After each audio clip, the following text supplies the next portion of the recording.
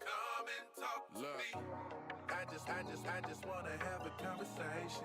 No, I'm not your type of baby. Listen, I'm just saying we can rule the world, just me and you. If you quit playing, won't you take a chance with me and have that conversation? I just wanna have that conversation with you. Come and talk to me. I just wanna have that conversation with you.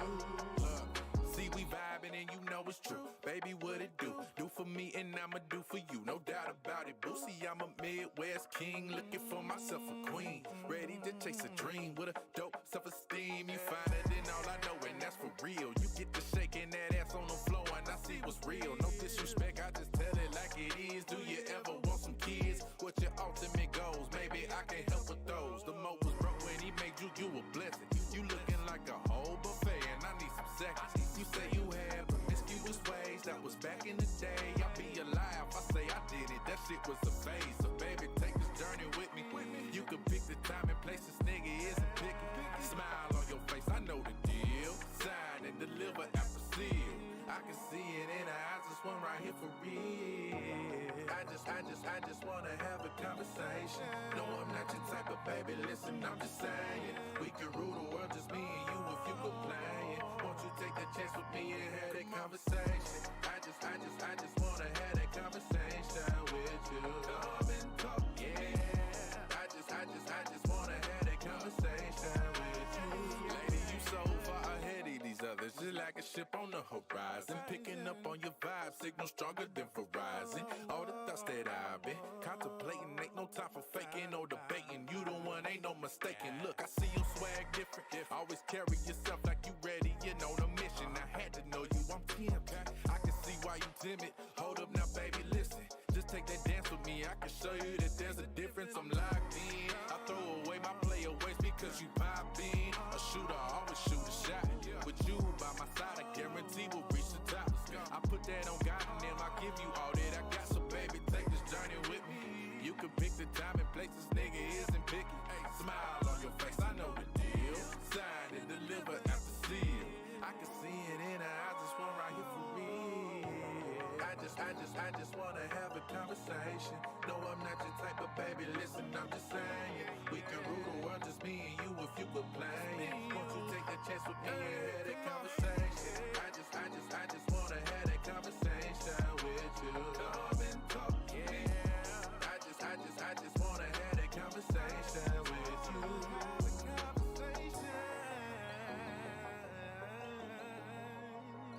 Come and talk to me.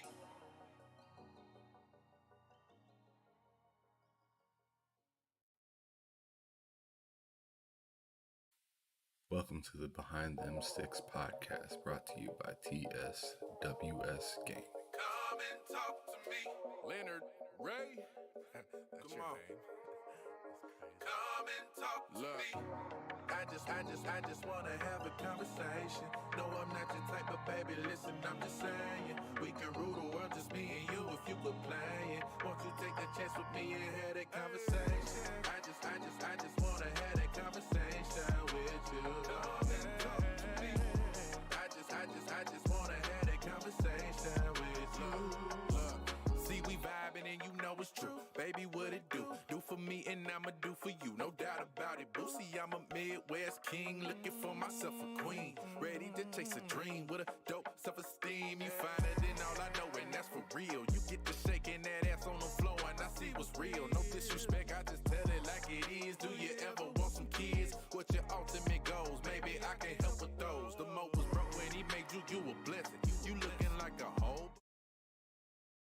What is up, everybody? Welcome to another fantastic episode of Behind Them Sticks with your boy Ham Solo 05 Gaming, here with you today on the Behind Them Sticks show on the TSWS Gaming channel on YouTube. Welcome everybody that's in the chat. Mad respect to everybody that showed up. So Master Clowns, we got Lemon 108 Dragon up in the chat. Nelson Gaiman, the Rockin' Warrior, Gamecast. We already know who it is back there. That's good to see you. I'm happy to see you showing up to see That man Spooky. Ah, man, I had to save some of my energy to get onto this podcast because I have not been feeling the best the last like 36 hours. I've been a little like just like under the weather. I'm not sure if you could tell a little bit before the show, Spooky, but I was just like a lot less talkative as normal. My face feels like a balloon right now. So it's just like but I'm here because this is what I do. I'm happy to talk to these gamers out here. Fark, you good to see you up in the chat, brother. All right, but anyways, let's go on ahead and keep it moving. I'm happy to have the guest Spooky, the breathtaking gamer, back on here. We were supposed to do this episode, I think it was back in like July, but we ended up having to cancel it because I had just transitioned to having. I mean, that sounds weird when I say it like that, but I just transitioned to having a on camera only podcast, right? And I was doing no more me talking to a picture for 2 hours or whatever, just because that wasn't that entertaining for me. And I was thinking, if it's not that entertaining to me, I'm wondering if it's not that entertaining to anybody else. So I went on ahead and said, "Yo, bro, I needed to postpone that with you." And then I had a few other people that I just couldn't even do that, couldn't even do a show with anymore because it just wasn't going to work out because they didn't want to be on camera or whatnot. But it is what it is. Not everybody wants to do that kind of stuff, but those that do, I want to showcase you. I want to show everybody who you are, and I want you to talk about yourself because that's what you're here to do. So let's go on ahead and get into it. I want you first just to let everybody know that whether they follow you or not, go on ahead and let everybody where they can find you, whether it's video game wise, social media wise. If you're on Broadway, let them know. I don't know.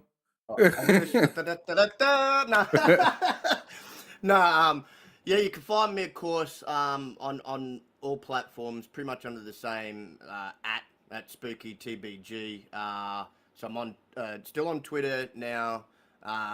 You can find me under that on Mastodon. What's the other one that I've just recently? Hive, I think it's called. That I see a whole bunch of people going. I was like, I got to check out this Beehive, and you can obviously find me under the Breathtaking Gamer on the YouTubes here, and on the Xbox you can find me also under Spooky Sprocket as well.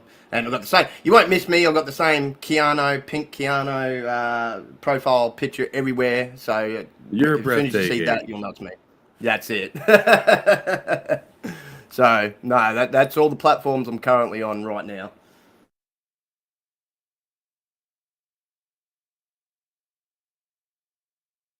I just had to check our volume real quick because everybody was saying it was low. So everyone says you're sounding a lot better now. So perfect. All right. It was something on my end, I guess.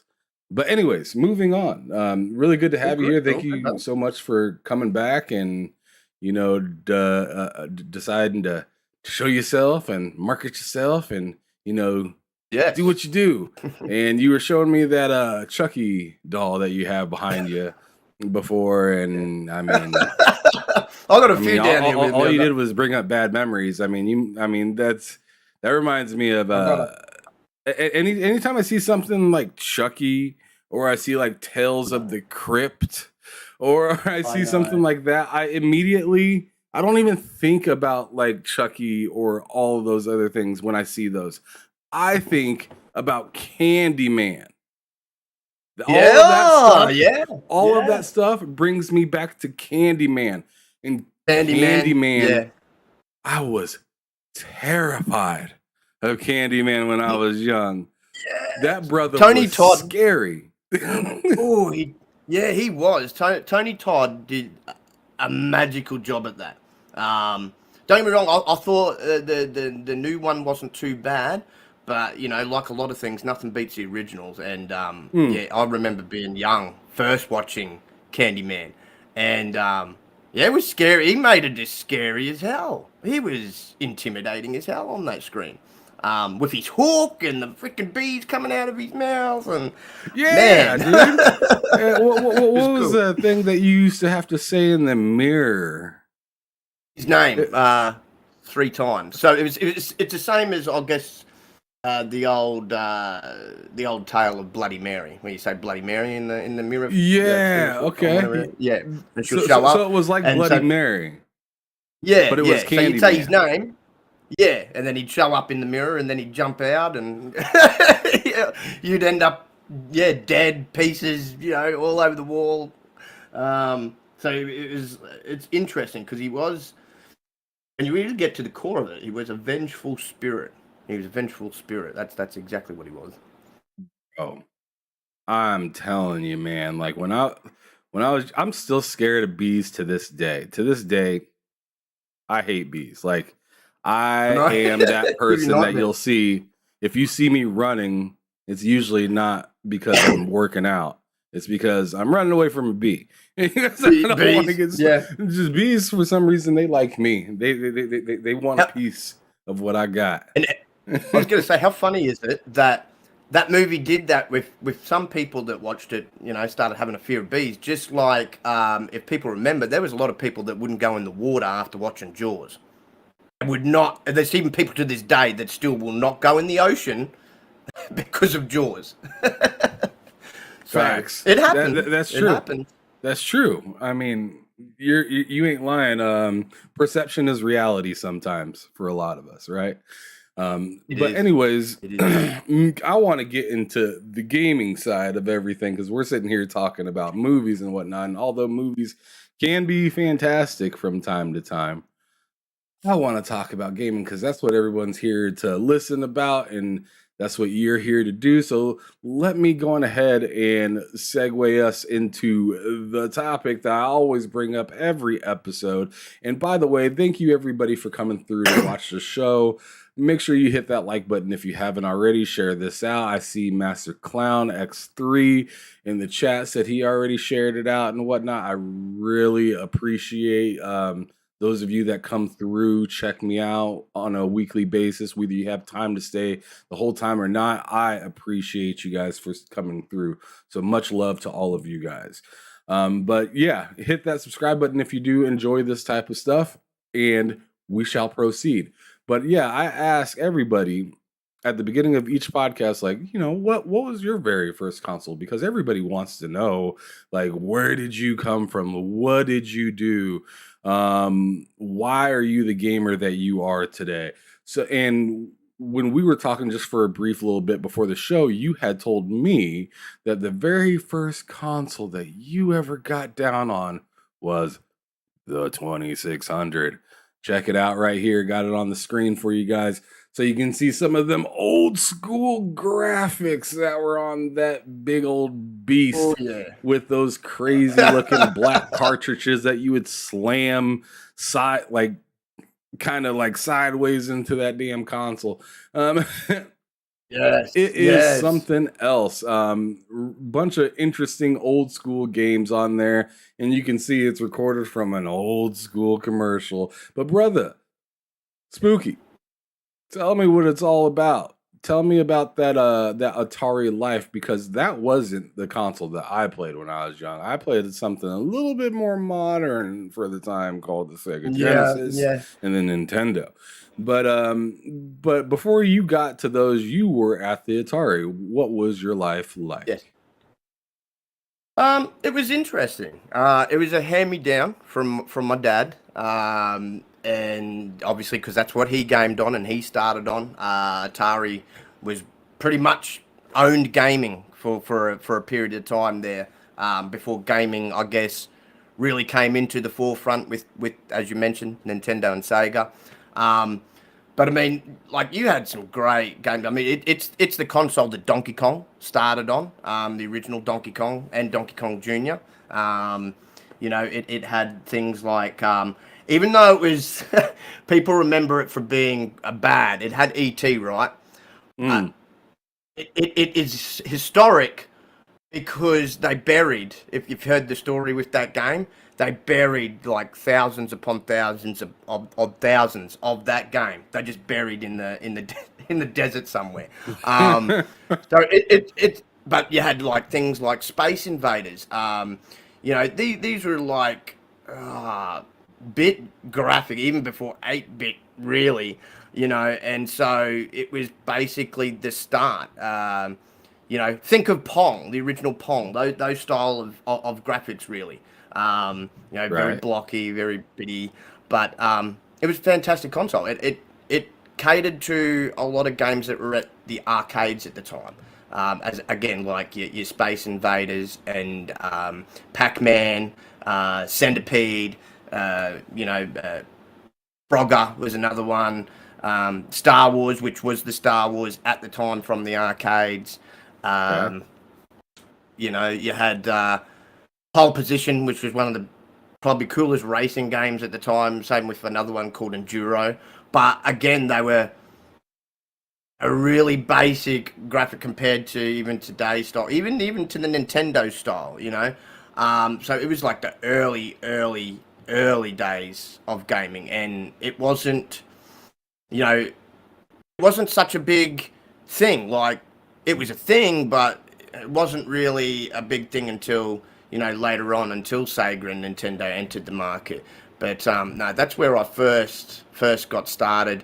And as I said, I played a lot of games that kind of set the precedent for a lot of games that have come along since. With racing games, for example, or things like Space Invaders and Star Raiders, which brought on games later on like Star Fox and the like that.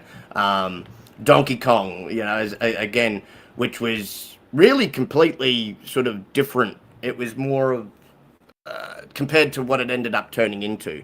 It was more of just a straightforward sort of level design where you basically had to try and outmaneuver him, as he was throwing down barrels and putting other obstacles in your way.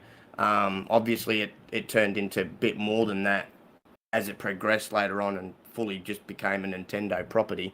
But no, that was the early days of gaming. I love how you broke that down too, though, just now, though. Like you used a lot of those games and said you pretty much told people just now, like how it evolutionized and became more like just more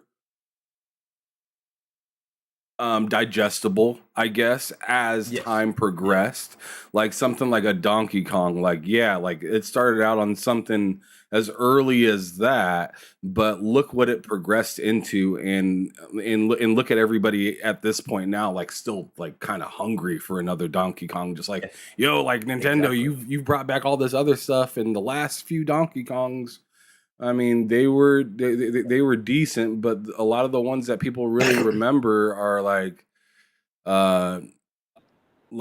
Super Nintendo and 64. Like those are the big ones people remember nowadays. Exactly. I mean, you can definitely reach back and say, the NES, the Donkey Kong on there, or the Atari and whatnot, but if you think about it, people are thinking about throwing barrels. People are thinking about Diddy Kong Racing and stuff like that now, or the expansion pack they used to have to put in the 64 just to be able to play the Donkey Kong on there. So yeah, I mean, and Mario back then too. He was on there, and he was in white hat, white outfit, and everything before he changed his color into red as well. So a lot of sort of early games got their kind of start on it. And I mean Pac-Man, if I remember correctly, Pac-Man and Mrs. Pac-Man were the two top selling games on the actual console itself. But this is at a time too that, as I said, gaming wasn't huge. It was actually in a real kind of bad spot at the time. Right.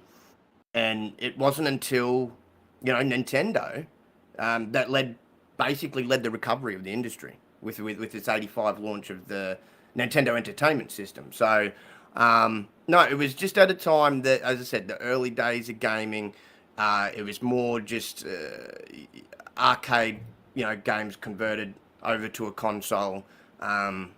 And you were sort of just getting very few and far between. You certainly weren't getting releases like you started getting even back when Nintendo and Sega came into the market, and you just had a constant flow of games. And of course, but it had, you more used the joystick at the time and the paddles. It was very similar to what's the other one? The Commodore 64, which I also got handed down to me, but that was handed down to me by my grandfather, which was more like like kind of half console, half PC, like hybrid. Right. And you had a keyboard, you had the joystick with that as well. And you hooked that up to your television and everything. See, television was basically your monitor for it. But yeah, it basically had, at the time, PC sort of parts to make that up. So for those of you that are wondering what the heck the Commodore is, there it is right there. I have it on the screen. Yeah. It looks just like a PC. It really does. But it is it's a gaming console. Yeah, back then. Yeah. And I actually had Lemon on the episode not that long ago. Really dope dude in the community. And he was saying, yo, the Atari, I believe it was him. He was saying the Atari controllers were the worst controllers ever made. Yes, they were. They were. They were. I mean, people think that we've had some weird ass controllers too since, but yeah, I don't think you could get much worse than the Atari. They were a complete mess. Because like, you could either go up, or you can go down, or you could go right, or you could go left, but you could not go diagonal. No, and that was the issue. That was the issue, And so I was so glad, like, at least from a controller point, still had a lot of fun with those early game consoles. But like once that Nintendo came with its controller, it felt so much better, so much better. At least you could do more with it. Like, it wasn't so restrictive. I know, and I'm sure, like, I mean, if I were to show this episode of us talking about this stuff in like 20 years and say, yo, like, people don't understand the Nintendo controller was so dope, and people look at the controller and they're like, wait, you mean this, like, what is it, like it's like a 4-button controller with a D-pad. yeah. But like the amazing part of the amazing thing about being able to do diagonal jumps and stuff like that with Mario and whatnot. Yeah. The only thing I used to be sad about in the early Mario is because whenever you ran just a little too far, you couldn't go back. No, that was the only issue. Yeah, you missed it. Would stop and you'd be like, no! So that one up or that one up or mushroom or flower that you want, yeah, you ain't getting it, dog. You ain't getting it. Back. Just keep going. You done fucked up. But anyways, moving on, because I want to definitely get into more of the questions. Moving on to what was the next console, because obviously that is the one that kind of, turned on the engine in your head, right? To be like, you know what, I really actually like this game. It's pretty dope. But obviously, with that being the starter console and being like the first thing that you've seen, as we're talking about like Nintendo and stuff like that, was Nintendo the next console that you had, or was it something else? No, well, it was. I was a big Nintendo kid, so I went straight from that to the OG Nintendo Entertainment System with the good old rectangular controllers. Let's go. So moved straight to that, and obviously from that I also went to the Super Nintendo as well. So I didn't with Sega. I did have some of the Segas, but I didn't sort of get them until like the later Genesis, with the Sega CD and stuff like that. But no, the original Nintendo for me was fun. Was just it. How do I put it? It was like opened up the heaven gates, I guess you could say, to gaming. Like gaming until that point was, as I said, was just so minimal, I guess you could say, like outside really arcades. And then this thing came along and just completely changed the game. As I said earlier, like when Nintendo came into the fray, that's where gaming really started to take off. And they had, Mario, they had Donkey Kong, they had, Yoshi, just really fun games. Of course, all the Zelda games as well. The Legend of Zelda, Zelda 2, the Adventure of Link. You had Metroid at the time as well. It was another sort of big game back in the days. Super Mario's, like so many different Mario games. That was the beauty of it. Like you had different varieties of these characters, like coming out in different style of games. That's another thing that it started. I guess Ninja. That's where Ninja Turtles started for me. Ninja Turtles. See, because again, at the time before Nintendo, you could only play Ninja Turtles at the arcade. That's right. What I remember Ninja Turtles. And they had all the different color. They had like all the different color like buttons and like directional the directional the stick. sticks, joysticks and whatnot in there. And they were all 4-player. I remember me, my cousins and whatnot would always jump on those in the arcade. Those things were dope. They need to bring back those Ninja Turtles arcade systems because I haven't seen one of those in years. Another game obviously was big was Duck Hunt with the little orange gun at the time. Shoot at the screen. Which was again that was another first for the home gaming, because the only time before that there it is. Yeah. It looks, you know what? It kind of, even remembering it now and looking back at it now, kind of looks like some of those guns from Star Wars. That the little stormtroopers would use a little bit, like the design. And up until that point, we didn't have that at home. That was another thing, that you had to go to the arcades and you'd have things like your Time Cop and stuff like that, where you'd get to use your guns and stuff. So that was cool that Nintendo. Yep, that was cool that Nintendo introduced that, and that actually, well, obviously Duck Hunt started that trend. As I said, you started getting other games like that, like your Time Cops and stuff. You move, then move across, like just the way it kind of, the camera would slide on across for you. But that was fantastic times. And then again, progressed, as I said, from that to Super Nintendo.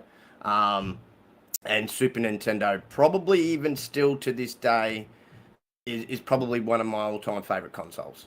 Like, it had everything. The only thing that it didn't have, which we all knew, was it didn't have the better version of the Mortal Kombat. Because it didn't have the blood. But I mean, it looked cleaner. It looked cleaner on Super Nintendo. But it didn't have the main reason that people wanted that game. People wanted it for the gore, for the crazy fatalities. Like you bought it because you yourself are kind of inappropriate, and you wanted to watch something and play something inappropriate. So when you got it for a Super Nintendo, you felt like you insulted yourself. Yeah. I'm like, what the hell? Like, what's this? But it was cool. I mean, those were the times, if you remember, like all the characters looked exactly like the people that went in to do the capture for it at the time, right? And they literally, but just in bit form, looked like real people that you were controlling, but just in bit form.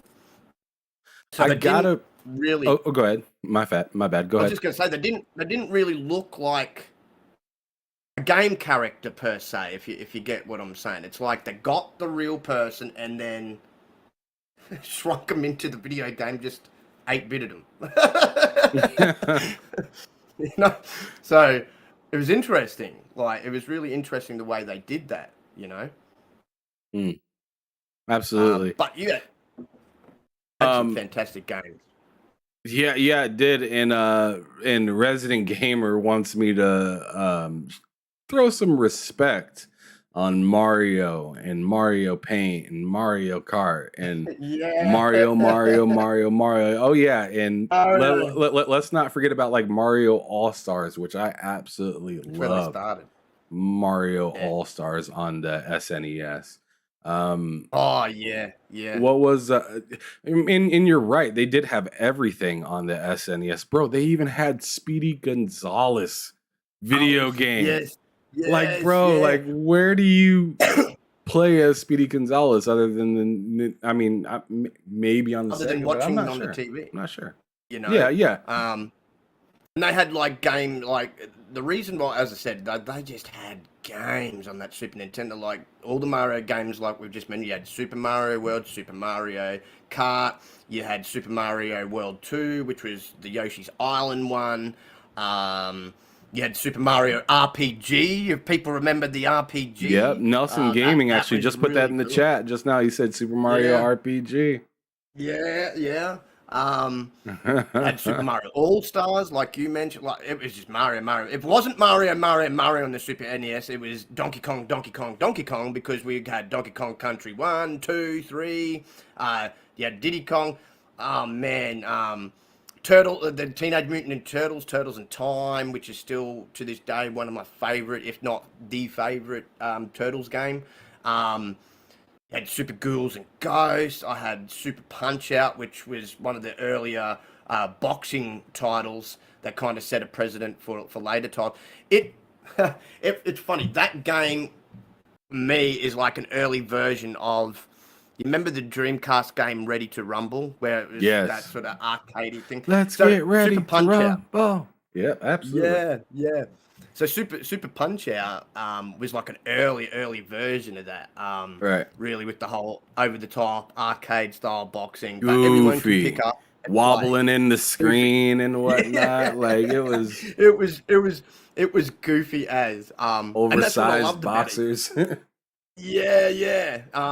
The fact that it didn't take itself seriously in that sense, that's what I loved about it. Then, of course, SNES introduced the first ever Killer Instinct game. Let's I go, remember picking yeah. that up back in 94, I think it was. Star Fox was introduced to the world. You also had games like, you had your Street Fighter 2 back there, which was the Mortal Kombat competitor at the time. You had Kirby's Dream Course, a couple of other Kirby games at the time. Lion King, Oh my god, that game was harder than a lot of people remember. Dude. It was. It was another one like Turtles in Time that, you die and you'd have to go straight back to the start. Aladdin was hard too. Oh yeah, Aladdin was another very challenging, and that was the thing. Like, these were at times too that, for gamers that aren't old enough to remember these days, the original Nintendo and Super Nintendo, these were days where you didn't have save points, in your game. So if I remember playing Turtles in Time, someone accidentally came and kicked out your power cord, and the whole game, and you were like so close to finish, you're just, oh no. Oh yeah. Have to start again, and it was just hours of painstakingly going through the levels, that's why it's so. For anybody that started in gaming where saves were a bigger thing and really at the forefront, like they really didn't miss those days, those frustrating days of like something going wrong and You're like, oh, we're so close. Now I have to start all the way back Dang. here. And Nelson's going off in the man. chat though right now. He says Chrono Trigger, Final Fantasy, Yeah, Castlevania, Mega Castlevania. Man, Final Yeah, Mega Man Fight. X was a great game. Mega Man X 3 was a great game. Dragon Quest 5, Dragon Quest 6. What other games I had on there? What else did you have? Remember Ultimate Mortal Kombat 3? That was like the definitive edition of that game at the time. that that was another great game. Yeah, Demon's Crest. Yeah, you just had, as I said, it had something for everyone. This SNES, you know.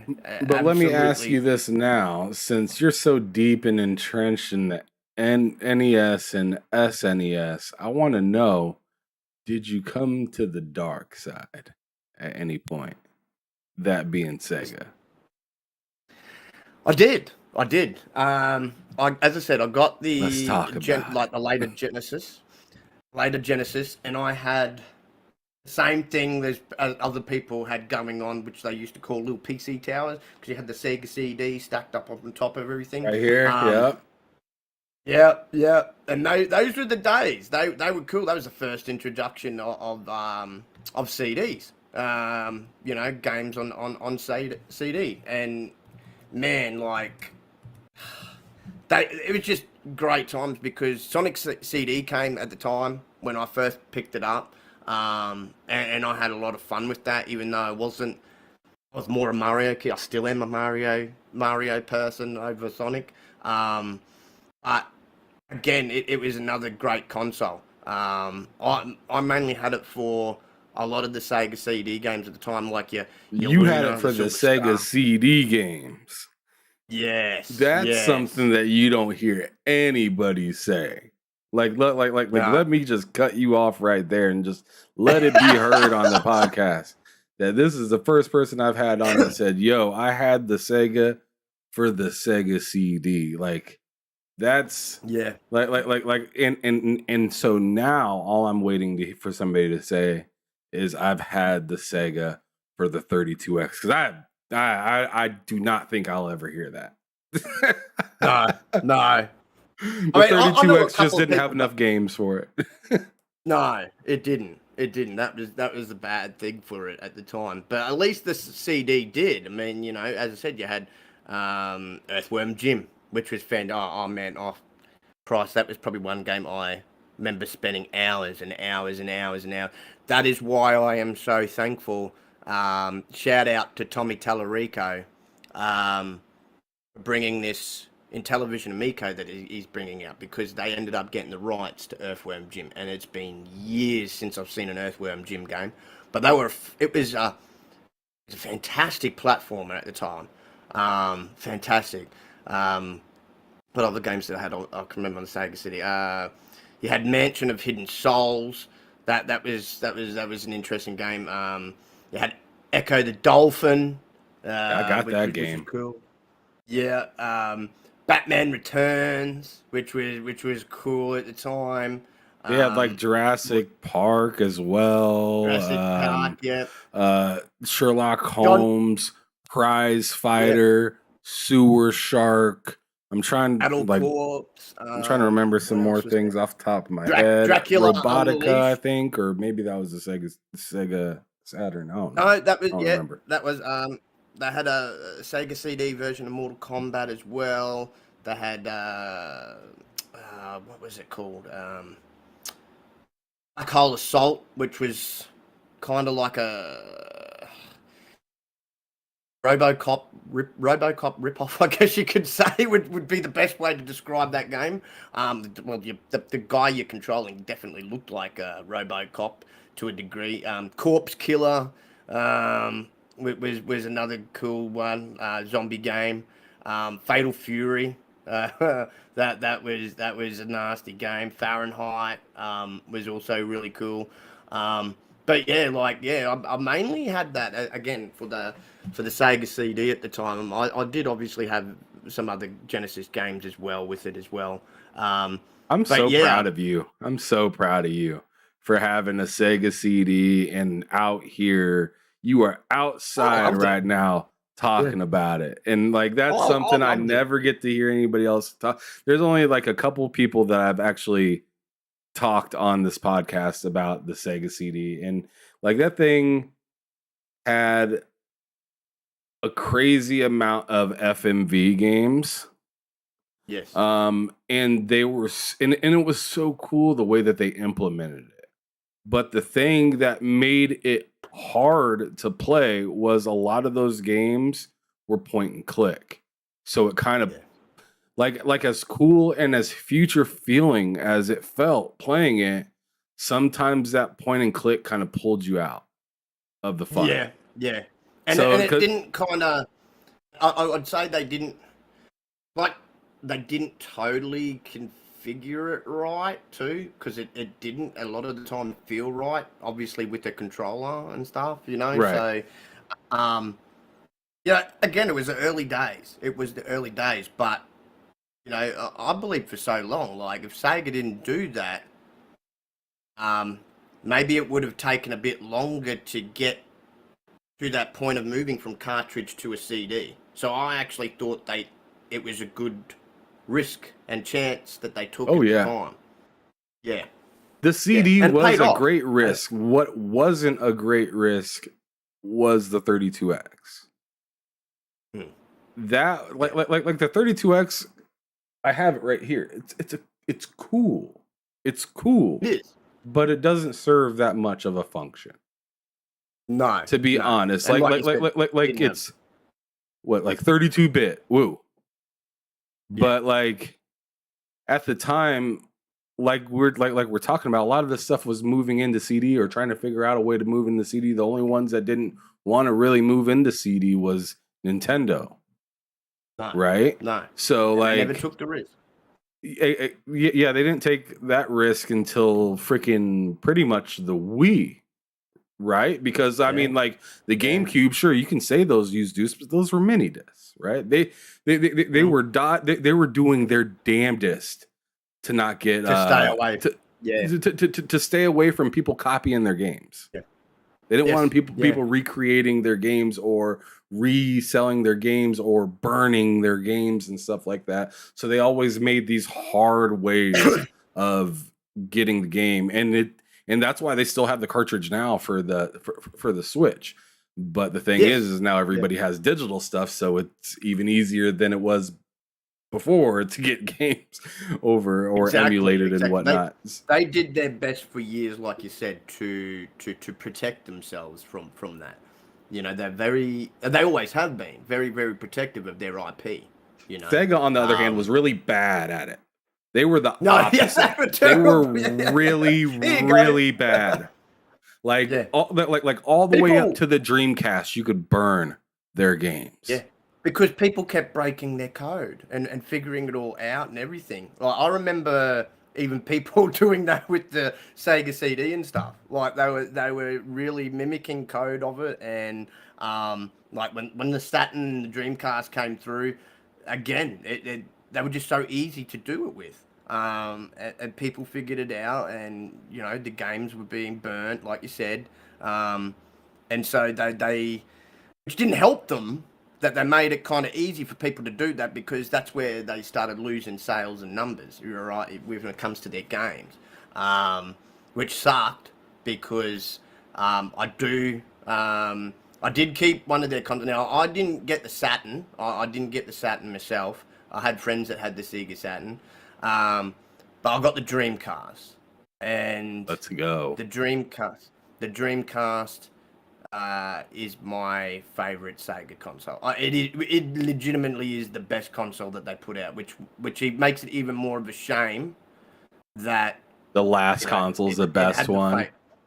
It had the fate that it did. Obviously, that was due to all the bad that went on and whatnot with developers leaving that after the Saturn and stuff like that debacle. But I truly believed that Dreamcast hit. I thought, could this be a return to form? Could this be the thing? And I put it this way: they didn't do anything wrong with the Dreamcast. It was a fantastic console. They actually didn't do too bad marketing on it. They did better marketing than they did just walking in the store one day and there's a Sega Saturn and you're like, what the freaking hell is that? Like, I haven't even, what is it? But yeah, I thought they were going to bounce back, and it didn't happen. They really should have. They really should have, because they had the console, they had the freaking games. I know they didn't have like EA at the time. I think that was one of the bigger ones that they'd lost, but they came out with their own. Oh, I think they did deals with 2K at the time for like the basketball and football. So they had substitutes there, plus their own sort of sporting division as well, and it was fantastic. With that VMU, console, even to this day. Yep, the console to this day. I mean, it's still the console, even though I'm more of a Nintendo person, but it is still the one console. Even with consoles that have come out since, I haven't had that feeling that I had with the Dreamcast when I unboxed it and I hooked it all up. Like, literally blew my socks off. Blew my freaking mind. First console to introduce internet connectivity, therefore introducing, multiplayer to the world. The going from 2D side-scrolling Sonic to this, and they magically did this. Sonic Adventure, you load that up and you're like, wow, look at this, 3D world, 3D, and now he's talking, his mouth's moving, and like, they just did so well with that. And again, I'm not the biggest Sonic fan, but I loved Adventure 1 and 2. I still love both of those. I think those two games have to be some of the best Sonic games, and they were kind of, I guess you could say, they weren't fully open world, but they were semi kind of open world, which I thought really fit for him, and it worked. And then again, it's kind of like the style that you see like God of War and stuff like that, like where it's very like where it's like you get a big old level, you have a finite amount of places that you can go in the level, but it's so open, and there's enemies running around and stuff like that you can go around and do stuff. Now it's definitely not at the. I mean, that game is old, so I'm not comparing it to God of War. I'm just saying, like the style of level where each level is just like kind of grand, and then you get to the next area, and that area is grand as well. Yeah, exactly. And again, another thing I'll say about those two games is I still, in my heart, truly believe they are the best 3D Sonic game. I don't think they've found that same magic like they did with that. I didn't pick up Frontiers, but I've been seeing people playing it. And I, for one, I think the thing that kind of put me off was there's a lot of sparseness with that, with a lot of the level design. And I said to myself, if you go back to those adventure games where they're in that big, vibrant city that they were kind of in, I'm sitting there thinking, if you're going to go for an open world Sonic game, I would want it in a massive city with skyscraper buildings that he can bounce off and jump off, buildings that he can kind of just, imagine if he was going over the Brooklyn Bridge or the Golden Gate Bridge or something like that, like depending on which city you chose for. But I just think a city, massive open world city environment would fit Sonic a lot better, because as I said, when you're doing his running through his levels and stuff, and you're bouncing and dung dung dung dung, like it just would work with buildings, and like he could go on the train tracks, he could and you'd have so much going on all the time. There wouldn't be sparseness in some of the level design like there is in this, where they've kind of made it an open world, but it's an open world where it's just green pastures everywhere, but most of the time, you know what I mean? It would have been cool if they had like a New York - Las Vegas kind of feel to it, where lights are everywhere and you're just like running around these skyscrapers and whatnot. Like if you remember towards the end of Sonic Adventure, where you were doing that fight in the city versus a massive like monster, and you turn into Yellow Sonic, Super Sonic. Yes. So like I've just started playing the brand new Sonic, but I was hoping I was going to see something like some sort of level like that, and maybe I might. I don't know, but as of right now, yeah, right now it's just like green pastures and whatnot. I'm at the very beginning of the game because Which is I'm still on Persona 5, and I've put in about 130 hours into that game. Out of pocket. It's But easy to do. earlier you were talking about part of Sega's failure, and I want to bring something up that I find that's really funny. A lot of people are saying, the Series S is possibly holding back something, right? Yeah, I've heard that too. Yeah. Let's go back and see what Sega was doing in the 90s real quick. Could you imagine as a developer being walked up by somebody at Sega and having them say, "Yo, bro, you know that new Doom or that new Mortal Kombat or that Space Jam or whatever game that you're making? Yeah. I'm gonna need you to put that on the Genesis, the Sega CD, the 32X, all Right. of them, and I want them all to run similar. So I want you to make There's two going different to be- cartridges and a disc. And then if it's close enough to the time, go on ahead and throw in a Saturn version of that while you're at it. I know they were wanted like 4 different freaking versions of the one game, and like you said, they wanted it not to be totally like too different from each other. It's like, man, but each thing was different to program for, Right.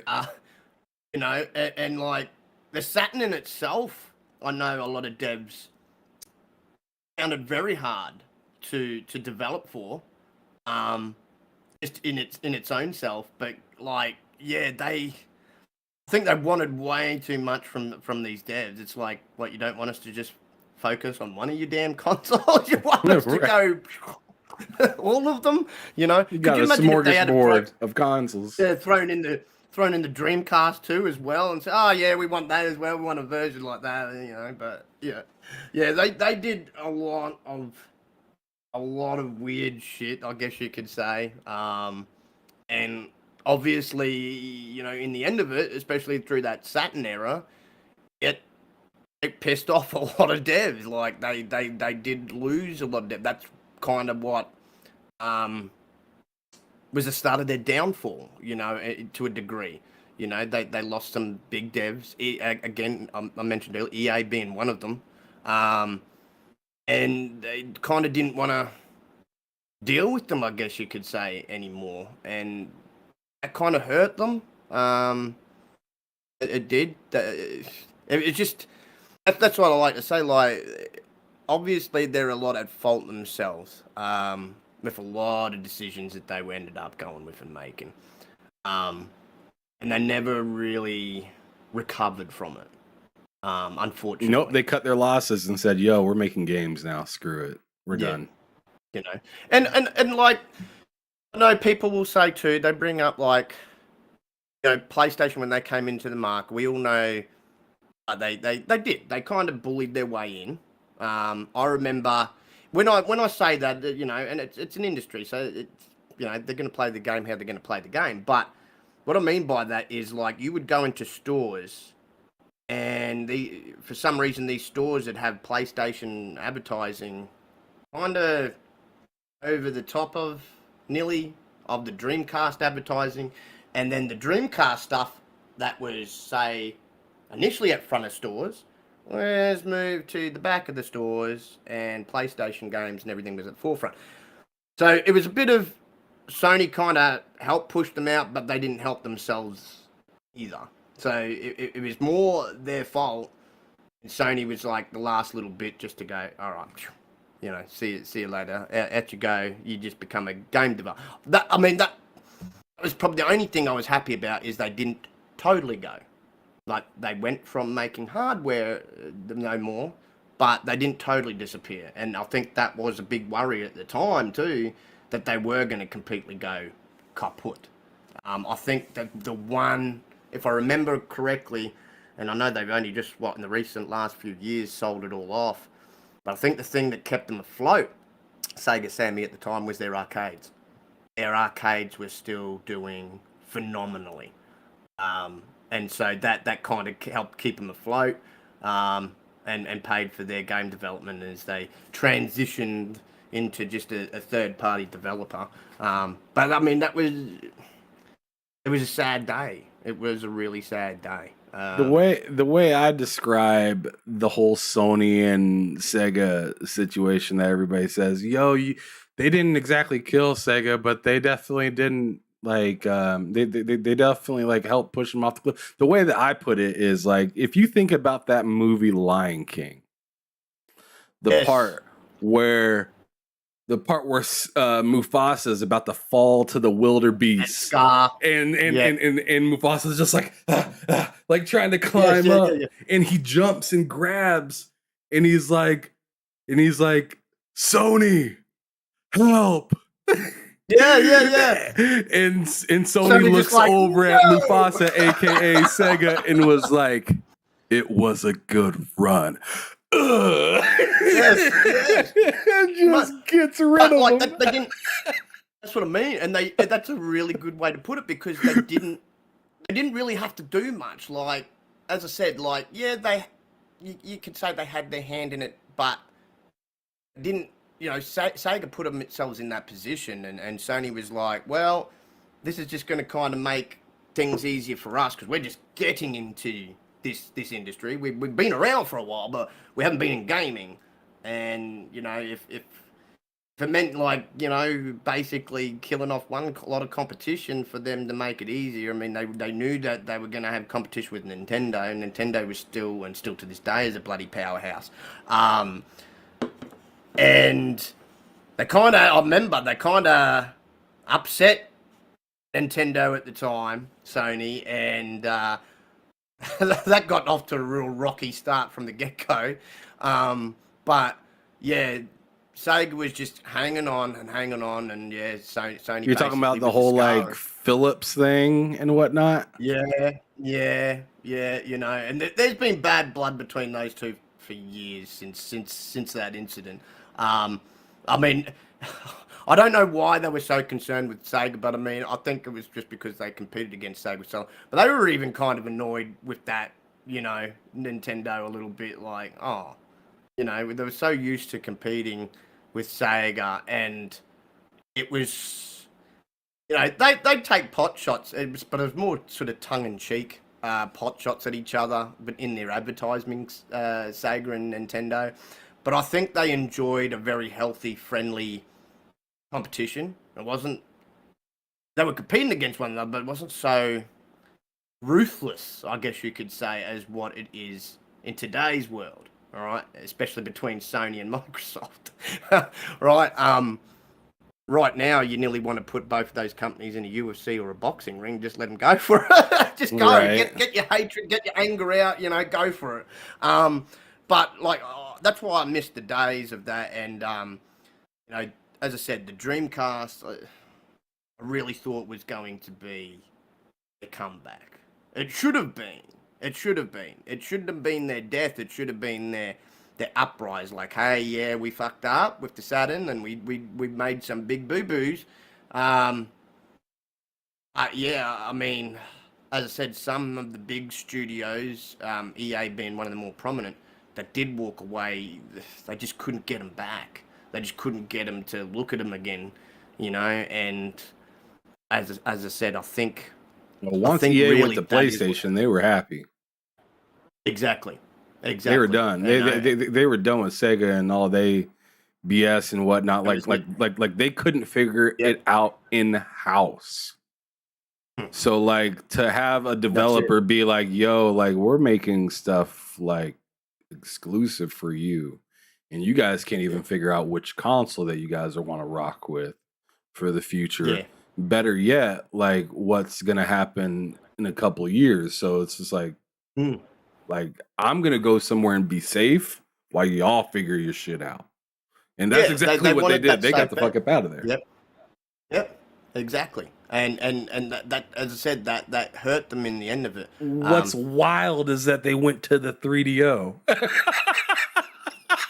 Yes, I know. That's what's wild is EA went to the 3DO and they drug Naughty Dog with them. Yes. Yeah. And Naughty Dog ended up saying, "Screw that too." Both EA and Naughty Dog was like, "Yeah, this ain't happening." And then they got the fucking out of there. I got out of there. It was like, no, start it, no, gone. But like, yeah, that Dreamcast, brother, like, Jet Set Radio, man, that's where that got in. That was such a cool concept at the time. And I loved the graffiti art style to that. You had the Shenmue series, Skies of Arcadia, Power Stone, Soul Calibur, Marvel Soul vs. Reaver Capcom. Legacy. Yeah, Marvel vs. Capcom, Dead or Alive, Code Veronica. 2. Yeah, Code Veronica was there as well. The House of the Dead, I remember that series very, very well. Yeah. It had some games. It had great games, but they kind of, like, in my opinion, and I mean we need to move on because we've been talking about Sega for quite some time. But in my opinion, I felt like Sega really shot their load really quick right at the beginning. I did. It was just like a vomit of games in like the first like year and a half, and then it was like, we're dead. yeah. That had nothing really for you after that. Like, that first couple of years was just storming, game, and then then it slowly started to become only sports games. Pretty much, yeah. That was it. And then you're like, oh shit, it's dying. That's even where Tomb Raider got its start as well, for people that might remember. Oh, that was the Saturn. Yeah, on the Saturn. Yeah, they got that start there. There's a lot of people that are like, oh no, that's originally PlayStation. No, it's it was a timed exclusive on the Sega Saturn first. Yeah. And so actually, I think it was supposed to be exclusive. I think it was supposed to be exclusive to the Saturn, and it ended up going to the PlayStation. Yep. And then that's where it eventually became a PlayStation property in the end of it. Right. So it was synonymous on PlayStation. Forgot about on the Saturn. But anyways, let's keep it moving. So Xbox. We got to talk about Xbox a little bit because we've talked about Nintendo, Sega. You brought up a little bit of PlayStation, but I want to see where you were at because I'm assuming you had the original PlayStation. Am I correct? Yeah, the old grey one. Yep. What were some of the best games on there? Oh damn, man! Like, I'll tell you what. I say this all the time about the PS1, and I guess you could say also with the PS2. They, to me, were the best eras of PlayStation because back then they had the same motto and were doing the same thing that Microsoft is well, I won't say is doing, but they're attempting to do once these games start coming out, is had something for everybody. And the thing that I loved about PlayStation, you had Tekken for your fighting game, you had Crash Bandicoot and Spyro for your platformers, as well as Jak and Daxter and Ratchet and Clank. You had shooters, you had RPGs, you had everything. Everything was catered for. Gran Turismo at the time was massive. It was the premier racing game, I guess you could say, for the day and the times, and it was for so bloody long.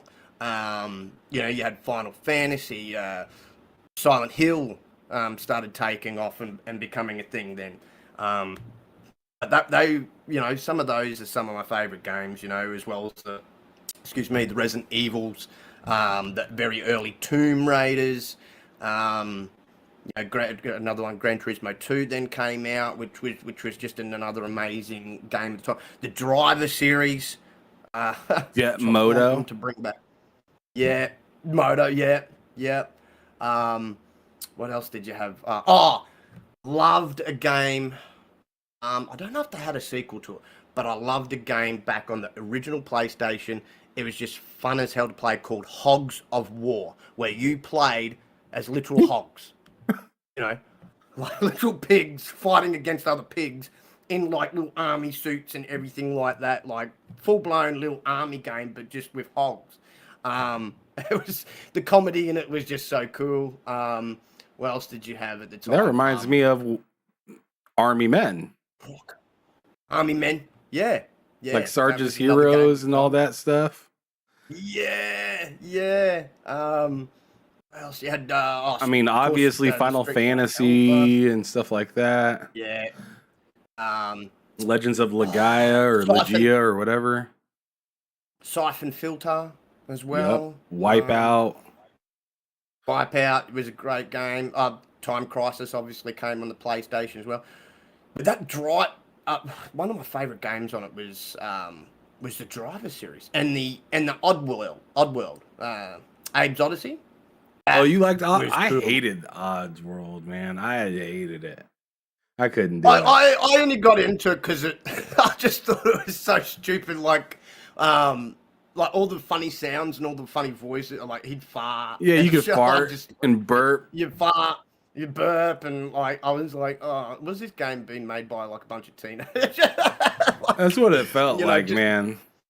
What you could do. There wasn't everyone's cup to. A lot of people got irritated with it because of the sounds and stuff. They're like, oh my god, I can't stand these sounds. But no, I just kind of, at the time, being young and that, you find most shit funny at the time, and it just had that sort of, I guess, comedic aspect there with the sounds. I literally only turned that game on to fart and burp, and then I'd shut it off and be done with it. Well, basically, I was mostly into Gran Turismo, like 1 and 2 back in that time. Yeah.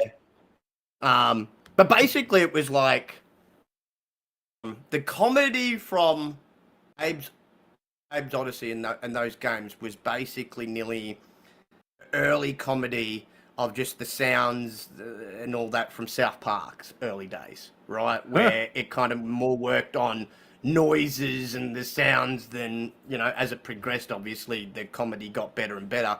But yeah, it was like the early days of that. But I love the Driver games. Now, see, that's a series I would love to see them bring back, because you had the driving aspect at the same time as you were going around as like a special agent, like a PI kind of thing. So you were having the best of both worlds with that. Wipeout 2097 was another brilliant game. And the Silent Hills for me at the time. Like, I was massively into Silent Hill. They had a couple of fantastic games. Tony Hawk's came along, obviously, in those early days with, what was it? Tony Hawk's 2, I think it was. Like 1 and 2 came out on the original PlayStation. And 2 was freaking phenomenal. But it was. I asked you about the PlayStation just to kind of see where you were at. And obviously, you were fairly entrenched with the PlayStation, the original one. The reason I asked you this question is because here's the next one. If PlayStation 2 and the original Xbox came out simultaneously, and you were able to go back and make a decision which one you were going to pick up first, which console would it have been between the PS2 and Microsoft's first Xbox? That's a good question. It's a tough one. Because is. One has a buttload of games and one has a good amount of games, but a buttload of features. Yeah. I probably would have went, to be quite fair, went with the PS2 at the time. Simply, again, because it was continuing. I'm not saying at the time. I'm saying knowing all you know now. Oh, knowing now, I'd still say the PS2. Okay. Yeah, I'd still say the PS2. It just, at the time, I just thought nothing could beat PlayStation. And don't get me wrong, like, I loved the OG Xbox. Also loved the 360 too, but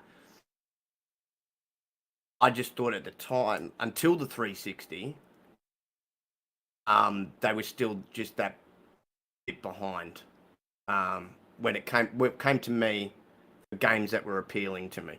Like, obviously that was the Kickstarter Halo, and I enjoyed the hell out of the original Halo, but PlayStation just at the time it was just offering more. It just did. It had, as I said, those first two generations for me were fantastic generations. And there wasn't a lot that could pull me away outside of Nintendo from the PlayStation at the time. So yeah, I would, even today, I'd still say out of the two consoles, I'd go with the PS2, just because it just had more to offer, more variety. Okay, now I'm gonna slip in a bonus question, which is if you had to choose between the PlayStation 2, I'm not even sure if I'm not even gonna say the Xbox because you already chose between those two. So PlayStation Okay. 2 or the GameCube. This one's going to be easy for me. The GameCube all day. What? The GameCube over the PS2? Yeah. I didn't see that coming, bro. Yeah, no. You should have seen it coming, because I did say just like a second ago, the only thing that could pull me away from the PlayStation. I heard you say that, but I thought that was like maybe a game on Nintendo, and then maybe a game on PlayStation might pull you away from the Nintendo. But like, I didn't know that you would say that, the GameCube is the best console in that generation. Yeah. Oh man, I couldn't put the damn thing down. Okay, that thing was attached to. I swear to there was. My family thought I'd glued it to my hand. I glued it to my hand, because everywhere I went, there it was in my hand. I'd carry it to my friend. I would play the heck out of all the consoles at the time.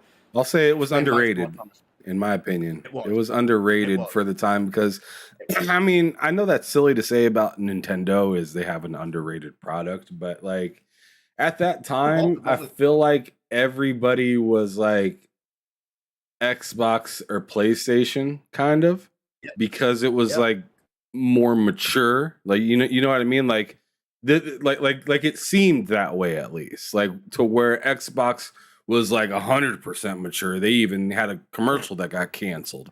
They were so goddamn mature.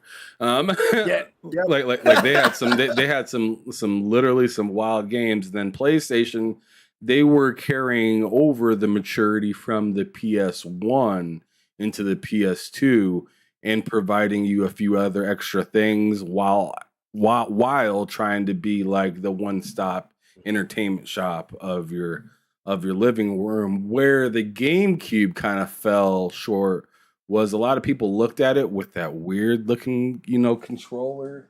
Yes. Yeah, I don't. The controller that went, but yeah, and then it went sort of like spiraled up like that, and so the sticks were sort of like in the weird position. But this guy right here. They had this weird ass little controller right here with this C directional C, which was like a second analog, and it wasn't that comfortable. That second analog wasn't, but where I thought it was surprising the GameCube was it had the 4 ports on the front like the Xbox, so you could easily like play a 4-player games. It had games that you knew from it, so like Mario and stuff like that. But it also had some dope like pocket kind of surprises in it that you wouldn't have thought about. So like the Game Boy adaptation that had under the console that you could plug your Game Boy in and play on your TV and stuff like that, which was really cool, and then play with your controller. It also had, if you could afford it, you could get the high definition setup for it, and it was actually one of the best looking gaming consoles at that time. And then third of all, it had some crazy games. Like Eternal Darkness was one of my favorite games. Let's see, Beautiful Joe was pretty nuts. Yes, beautiful. F-Zero Yes. was F-Zero. wild. Yeah. So I mean, they had Simpsons Go ahead. Hit and Run was Yeah, another. I mean, it was on everything, but it Right. ran really well on the GameCube. Surprisingly enough, I think it ran nearly the best on the GameCube out of all the consoles that came out at the time. too. And where else were you gonna play Sonic Adventure? Exactly. It was on the GameCube. Yep. Yeah, they ended since they. I mean, a lot You of had a lot of F2, game and you a had, lot of Dreamcast games went to Heroes. Xbox, but Nintendo made sure to get that IP of Oh, Sonic yeah. and Because everything onto They had them, Adventure 2, which was they had disrespectful. Shadow the Hedgehog. It was so like wrong loading up a Sonic game on a Nintendo. But it was just really interesting times at that time, you know, because obviously what was going on with Sega. But I mean, they had Adventure 2, you had Shadow the Hedgehog, you had Sonic Heroes, and you had you had Adventure 1 as well. You had Sonic Adventure 2, the battle version of it as well. So there's like 5 to 7 Sonic games that ended up, maybe 8 that ended up coming out to the GameCube. I felt so damn ripped off because you could not play on Sonic Adventure on the GameCube. There was no VMU, so you could do nothing pretty much with the chows that you got in the game. That was only downfall with it in that regard. That Dreamcast was almost like a little Tamagotchi. Yes, it was. Thing that you used to play. It was the first one. You know, obviously the Switch does it now, where you dock your Switch and you can play it on the big screen too. But it was the first time that they sort of incorporated what they did with the Game Boys, and you could put the Game Boy game up on the screen, which was really cool. You know, going from like a little screen to the big screen. Well, they did do something like that with the Super Nintendo, where you put the cartridge in and then you put the. They did, yeah. The Game Boy and that, but like it was, but I agree, it was really weird to see Nintendo kind of do kind of like a back catalog of some sort, because if you looked at their previous console before the GameCube, it was the 64, and that thing had zero backwards compatibility. It had none, none at all. None at all. In fact, you had to enhance it to play certain games. Yeah, exactly. And that was another one that they brought out of weird control. With the freaking thumbstick in the middle. I was like, damn, that took some getting used to. It kind of looked like a really weird spaceship looking thing when you sort of like held it like that, like something that it did. It was a spaceship form, like out of it reminded you of Star. It reminded me of Star Trek, like one of the ships off of Star Trek. I actually used to like roll up the controller and pretend it was a ship. Yeah. You're going to attack the PlayStation. But anyways, so cool, but anyways, so when at what point did you decide, you know, this PlayStation and GameCube is dope, but I'm gonna start playing this Xbox as well? Was it the initial Halo or was it something else?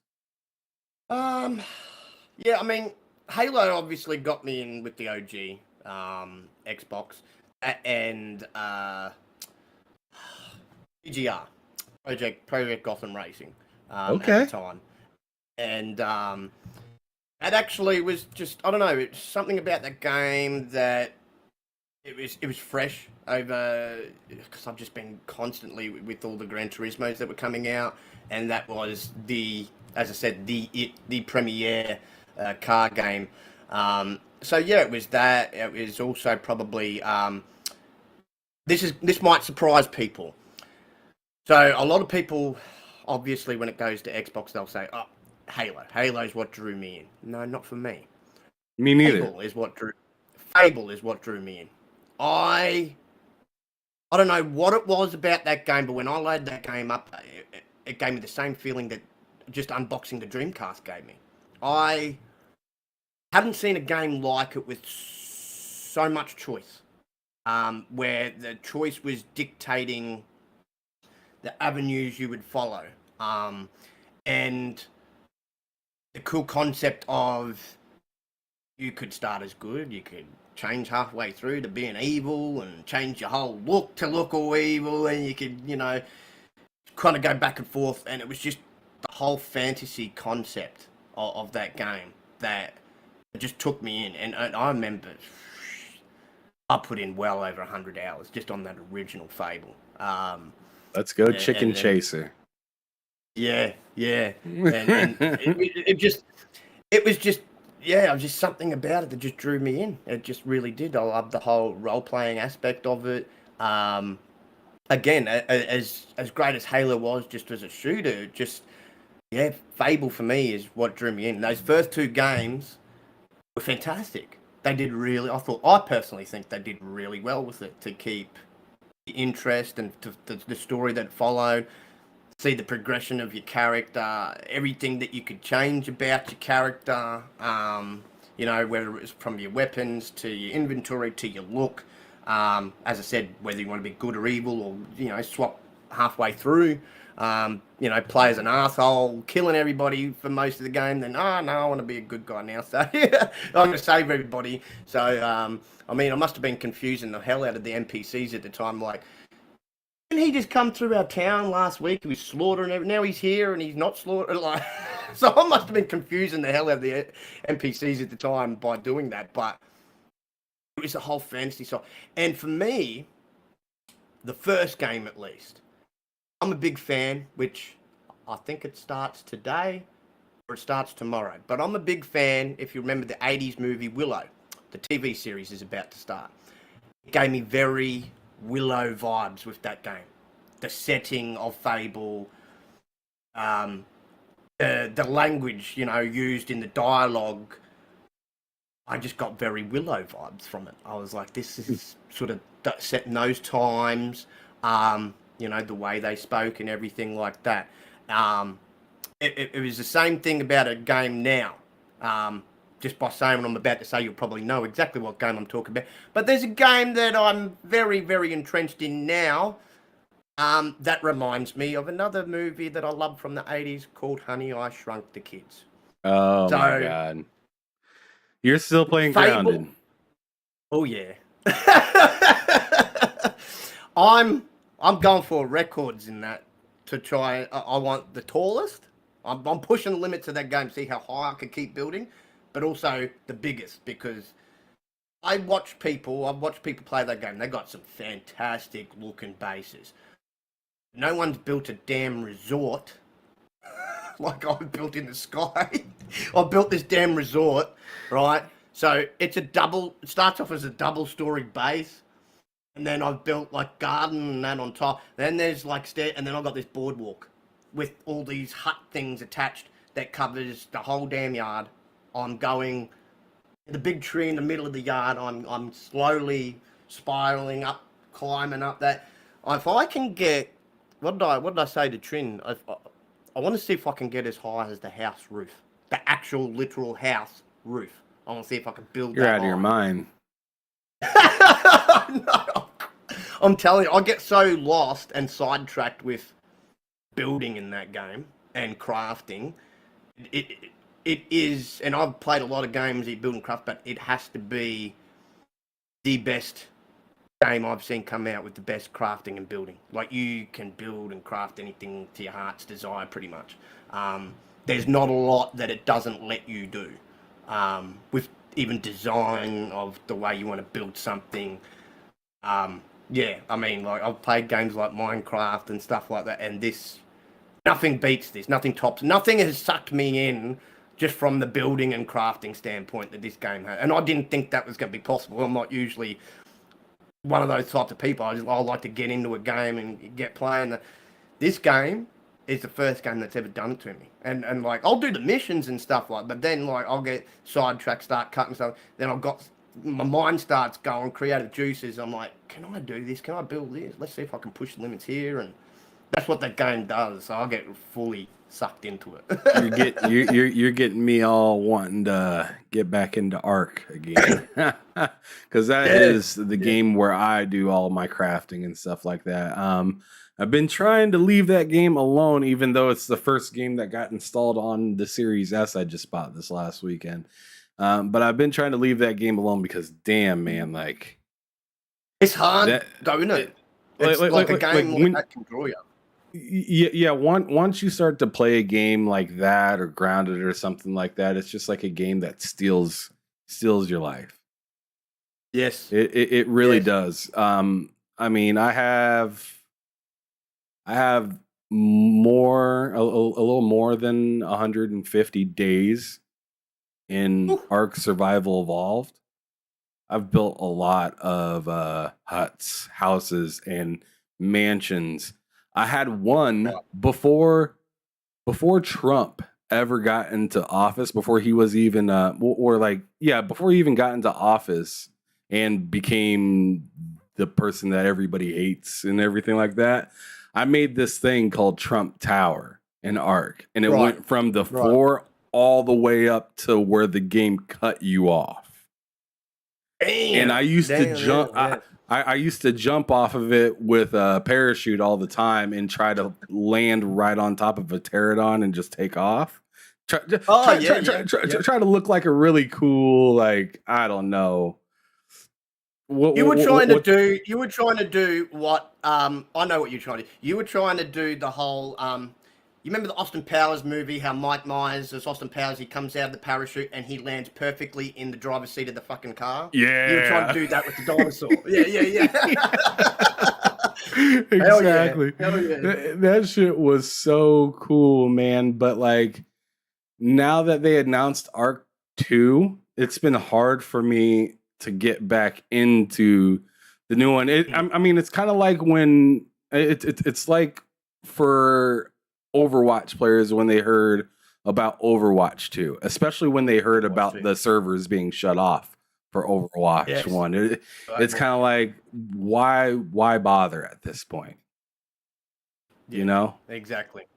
Why even bother? I mean, unless you need to play and you're trying to like maintain something, which I let everything die already. And the only 2 people that I know that are still playing it, or 3 people, is this dude I play with every once in a while, my wife's dad, and my wife are the 3 people I know that still get down on that game every once in a while, jumping in to help them out and whatnot. But I'm support. I'm like the support guy that comes in that knows everything. You can ask me and have me do whatever you want. But once I'm gone, I'm not sure when you're going to be able to get a hold of me again, kind of thing. Yeah. Like I'm like that holiday worker that comes in, does what they got to do, and don't talk to me until next year. Exactly. And here's a question for you. Do you think it's going to be similar building wise with Ark 2? Do you think that's, or do you think that they're going with more of a story here since they've got Vin Diesel in it and stuff? I think it's going to be the tale of 2 worlds. Okay. I think the story is going to be completely single player. Yeah. And then the multiplayer thing is going to be very similar to the single player, but with a natural amount of Ark 1 embedded into the multiplayer of Ark 2. So I think the building and stuff like that, a lot of that will be the same. But what I think will be different is like the way that you fight, the way that you approach bosses, the way that you gather items, I think will be a lot more classy. Right. Compared to what they have in fighting with Ark and stuff right now, where everything was just natural swing.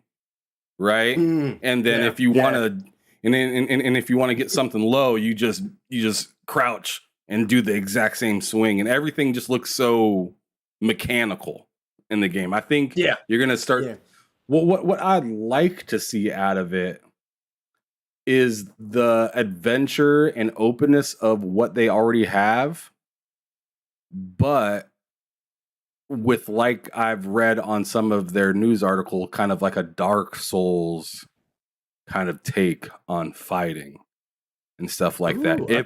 Yeah. If I could walk up on a T-Rex and have to Okay, roll yeah. around like I'm in Elden Ring, that would be pretty damn cool. Yeah. I'm running away and he's knocking trees down, and I turn around to do a quick bow thing, run, and have to climb up a hill because in the Ark as it is right now, there is no climbing. So it's only as far as you can jump. What they had said in the news articles is there is going to be a form of climbing, which there kind of is in the original Ark, but you have to have a specific tool to do it. To climb, and it sucks, and the tool breaks fairly quickly. So I'm hoping in the new one it's going to be kind of like climbing, maybe like Assassin's Creed, fighting, maybe like a Dark Souls, but the feeling of just where the hell am I? This is nuts, kind of like the original Ark was, because the original Ark, if you don't know the map when you get to it and you walk a couple miles in a direction, you're lost. And you could be lost for hours. Unless you can retrace your steps. Unless you can retrace your steps or use your map and mark the coordinates, which you have to use a latitude and longitude to do. Right. You're going to be lost. I was lost for like the first few, I want to say like the first 3 months I played that game, I was lost. Where am I? Exactly. I was like, dude, I felt like a little kid, like when the sun starts to go down, I need to go back home. I don't know what's happening in these woods at night. Exactly. That's my God! It's the same in for Grounded too. Like the minute it starts to get dark, and it's like it gets dark, and if you haven't got your torch made, you can't see shit. And so you're hearing all the spiders and everything around you. You're just running, trying to look for and it's good that you can put markers, but I mean, if you haven't put them up in that, you kind of just got to go on directional line and did I come from this way or not? It's very easy, and it's very easy to get lost. Yeah. So it's always good to have that sense of direction and markers to help you out at least. But I've seen people too in Ark like yourself. My sister plays that religiously, and when she first started, I remember getting lost. Like, how the heck do I get back to where I started from? I'm like, don't ask me. I said, you just got to keep walking, find where find the path back. I said you should have had a smoke trail or something there for you, but no. But it's still cool. It still was a very cool concept, and I'm intrigued what they're going to do with this second one. So now that you're talking about more of a modern game, because we've been talking for the last hour and 20 minutes about old school games and stuff like that, like PS2, PlayStation, Xbox, GameCube. We got all the way up to GameCube. For time's sake, I'm gonna skip over the 360 and PS3, PS4, and Xbox One generation. That was the shooter box. We know what Xbox 360 was. But I'm gonna actually cut towards the end of this topic and just kind of sum it up for you and have you kind of answer a few questions about it. So now we are in this time period of gaming where the PS5's out, the Switch is doing its thing, not really needing a TV. But you can play it on there if you want. But you got the Series X and the Series S. Where do you all kind of stand out in games now compared to back then where you were super heavy in Nintendo? You messed around with Sega. You loved the Sega Saturn. I'm not Sega Saturn, the Sega CD, which is something that you don't hear that often. You don't hear that often. You didn't get the Sega Saturn, but you ended up getting the Dreamcast and whatnot after having the PlayStation and stuff like that for some time. Played a little bit of Xbox, got into it because of Fable and whatnot. But as time went on, I want to know where you're currently at, what console that you're pretty much playing on a daily basis, and which company you kind of see doing the right things and which companies you're seeing doing the wrong things, or maybe they're doing both. Yeah. Because none of these right companies are now- perfect. Let's get that right. Oh no, hell, None of these. hell no. I mean, no, everyone's stepping in shit, but everyone's also like, Yeah. finding some gold in the process. So go on ahead and let everybody know. Well, I haven't managed to. When I went to go get the new systems, I tried to get both, the Series X and the PS5, but I only managed to score myself at the time, and still at the moment, the Series X. Because even out here, like, you can get Series S's, but Series X and PS5, both lots of PS5, are very scarce. Very scarce. So really, the only next gen system you can kind of even buy right now here is the S. So, but no, I'm mainly play on the Series X. That's because that's where most of my friends and family are on the Xbox. Time out real quick. If the PS5 and Series X was available on the day that you got your Series X, which one would you have walked away with? Probably first off, just because as I just mentioned, I probably would have gone with the Series X first, just because most of the people I play with, like multiplayer and everything, now are continue. on Xbox. Yeah, on Xbox and or PC, so kind of lends itself to it there. But which is interesting because I myself, last generation, was the one who took myself away from all my friends in my family because I didn't get the Xbox. I got the PlayStation 4. So it was very lonely times for me last generation when it came to multiplayer. Anyway, but you were having fun still.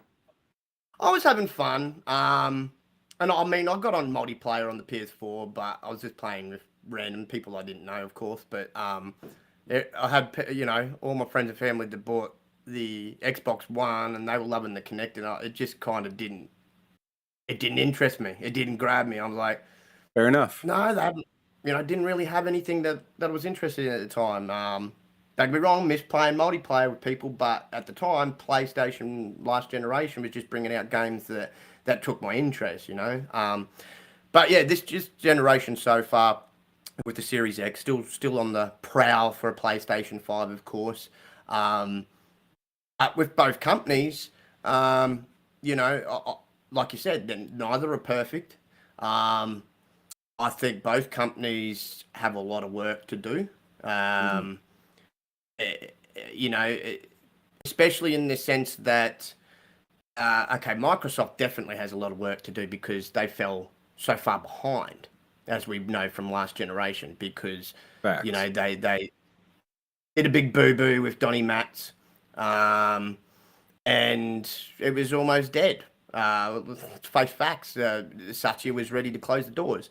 So they've got a lot of work to do. Have they been doing, I'll say majority of the time, they've been taking, I guess you could say, the right steps in the right direction.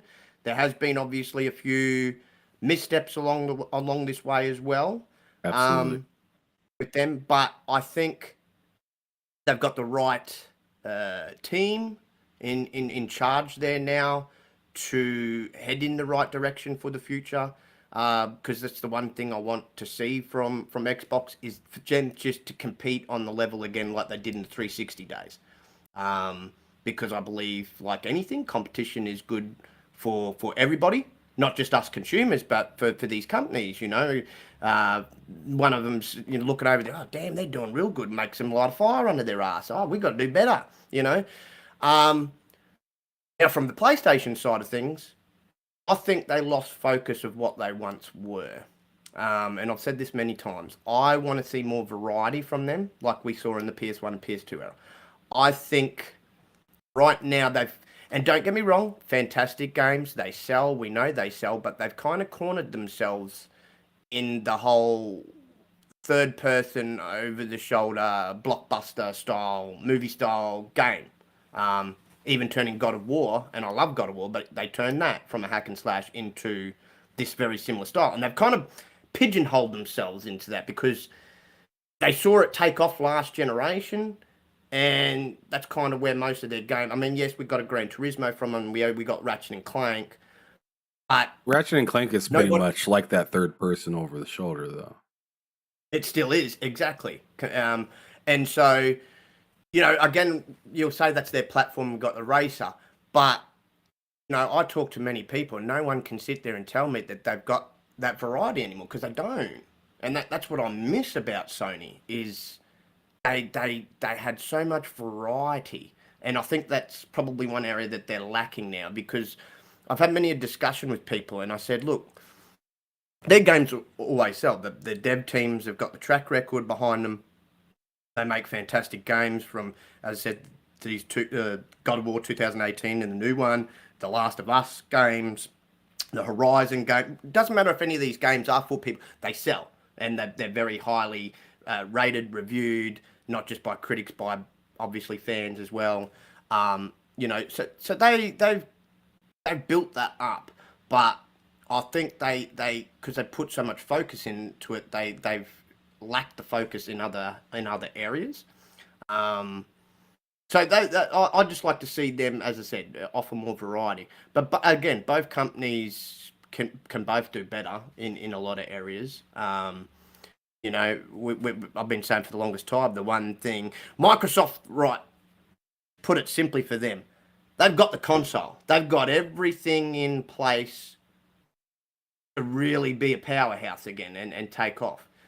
They just haven't got the game, so the software side of it, to catch up to everything else, and that's what they need right now. That's probably their biggest need. They need this, as I like to put it in this perspective, they need the train to leave the station in January of 2023, and that train needs to keep chugging along and don't stop.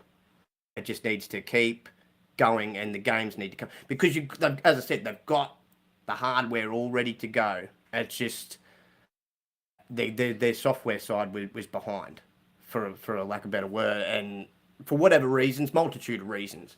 Both these companies, like where the world's come out of the pandemic now, we could say the world pretty much from most business standpoints is back to full swing, back to normal. Most are back in offices and stuff like that. So realistically, I think for both companies, as of next year, both companies, doesn't matter where they're sort of using excuses from, but excuses just won't cut it or fly anymore. You know what I mean? I suppose especially more so, and again, I'm an Xbox preferred guy, but I'm also one that thinks logical and sensible here. Not a fanboy, and they really need to start pushing out the games. That's what's killing their momentum, I guess you could say, right now, is the lack of first-party games. And we've heard some of the dramas I've had over there with some of their teams and stuff like that. But yeah, next year they just need to start hitting. So they had to push Starfield, Redfall back into next year. But both those games need to release. I don't think, well, especially with Starfield, I don't think that game could handle another delay. But for a lot of that's what they're lacking right now, and they need to start hitting. And with PlayStation, they obviously need to catch up in, I guess you could say, the subscription service department. They started a bit late. They sort of dug their heels in, as we know, for as long as they possibly could. They didn't believe it was sustainable and all this. Then they slowly started changing their view on that, because they obviously seen Game Pass's numbers, keep on going. I know recently, or this year at least, that those numbers stagnate, but that's understandable, because that'll happen from time to time with any kind of product too. But again, I think that's got more to do with the lack of first party from Microsoft this year that might have helped towards that stagnation of numbers.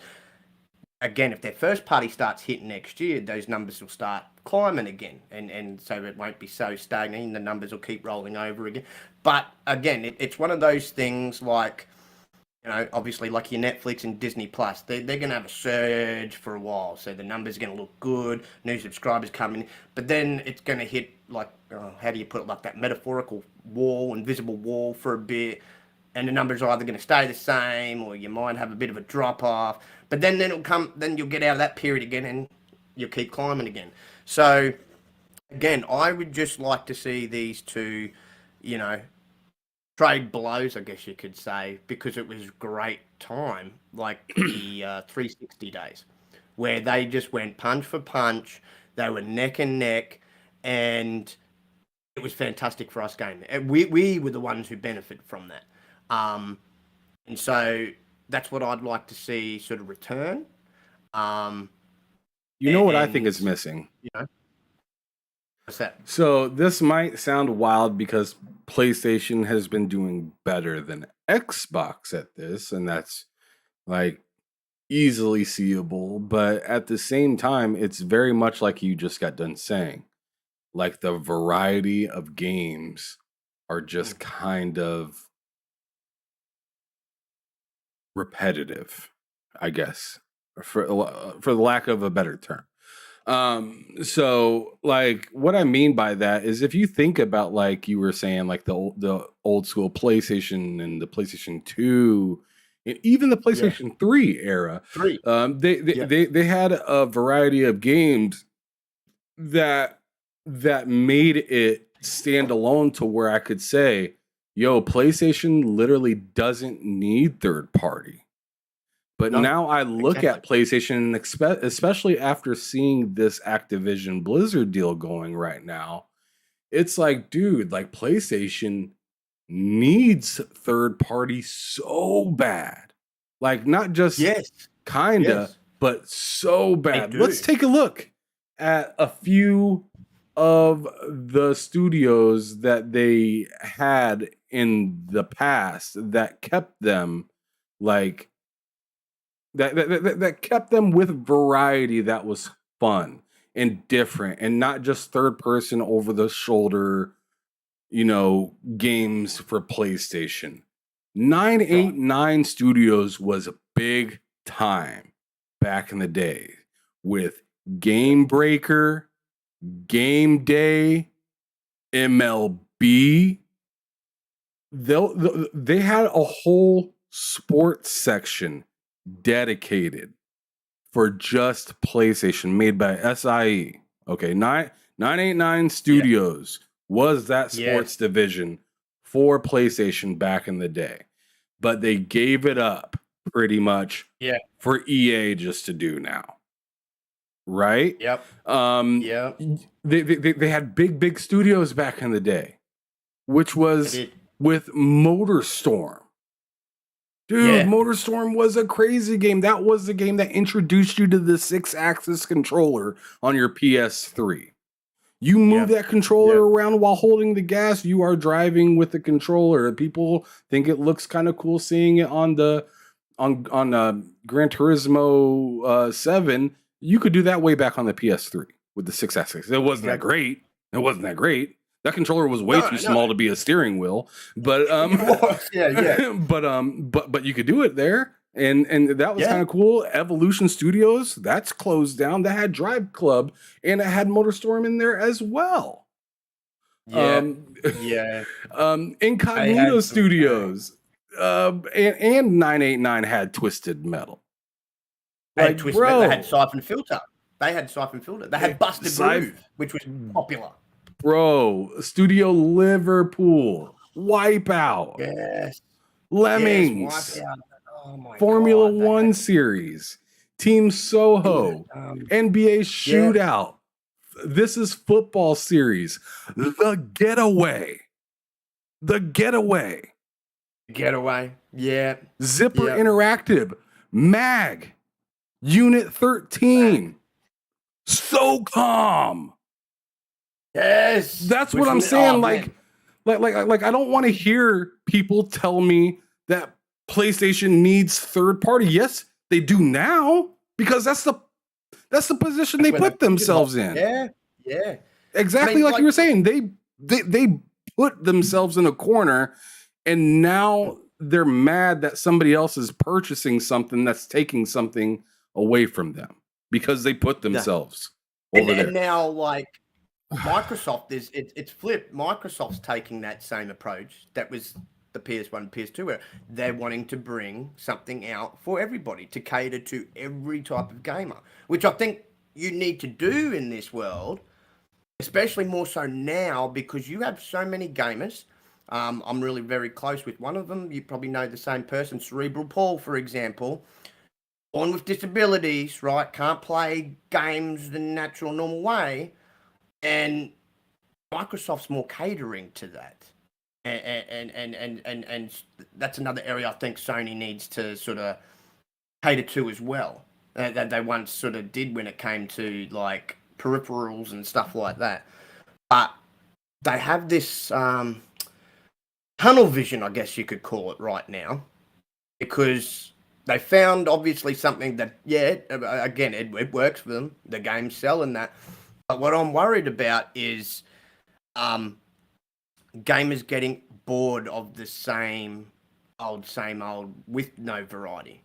You know, like people could literally turn around now and go, so God of War now is basically the same as Horizon and The Last of Us. We've just got different worlds with different characters with a different story, but basically the same kind of genre and feeling of that movie style sort of, you know, blockbuster thing. Like, they're all starting to feel too samey, you know, and even like you said, you could even throw Ratchet and Clank in there now.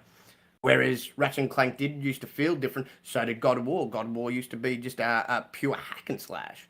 But yeah, they've just got this monotone tunnel vision focus, and I can't understand why. It's really dampened their creative. I mean, Insomniac, for example, used to have a fantastic series, Resistance, right? Resistance, yep. They could bring that back. It would probably take off because it was very, very popular. You know, and it's not going to beat a Call of Duty, but it's going to get some. It's going to make some money, in my opinion.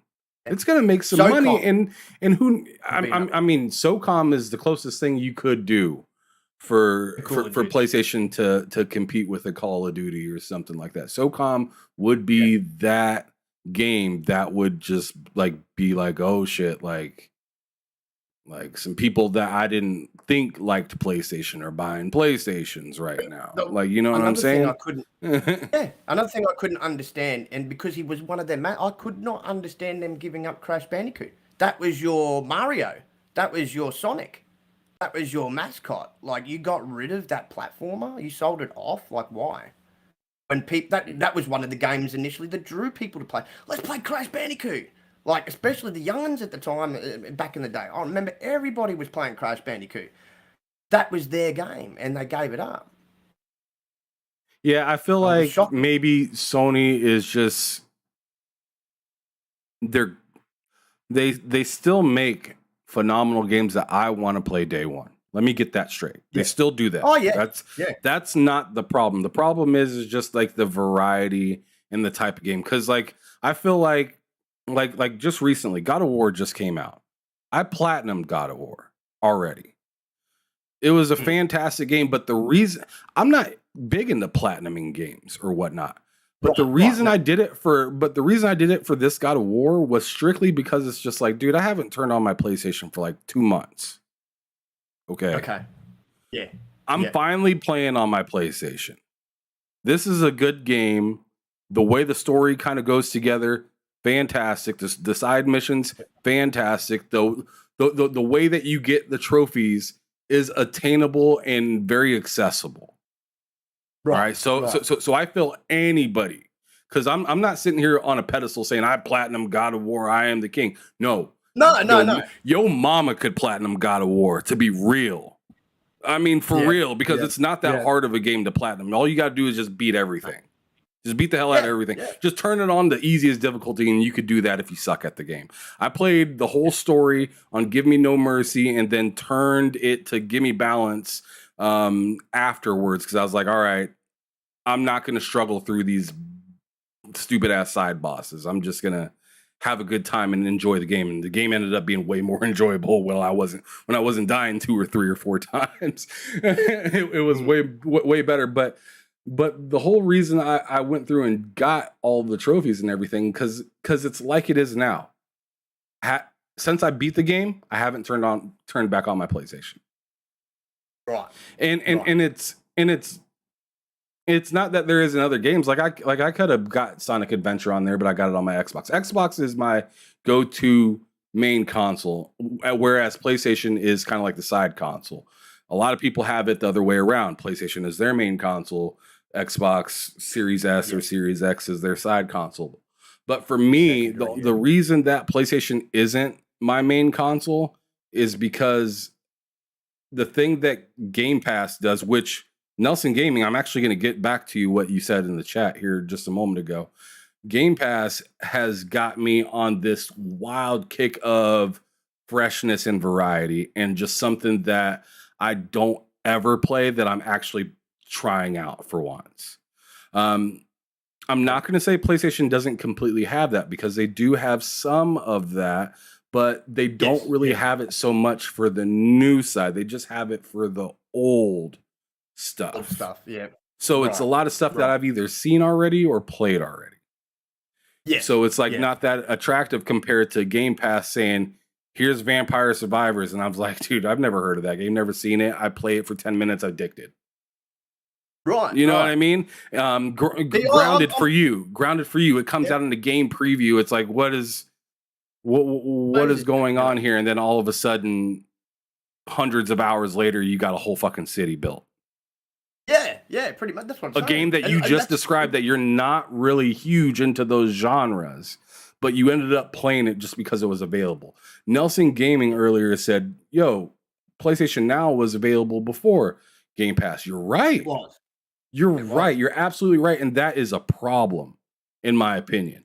Because, if you came out with something first, but the other team surpassed you at what you were doing, it means you really neglected something. Which they did until recently, because as we knew, and I think I said it earlier, they dug in their feet because they didn't believe originally, and it was all stated out, even Jim Ryan said it himself, they did not believe or see Game Pass as a sustainable thing. And it wasn't, until the last, I'd say 12 months, maybe 18 months, did that whole perception change. And they're like, oh, okay, we were wrong. This is a sustainable thing. Like, okay, we need to sort of get our model in line with their model here, because this could be very beneficial, you know? Well, we'll see. Like, so my problem with Xbox is like, it's like, Xbox, what you're doing now, you should have did 15 years ago.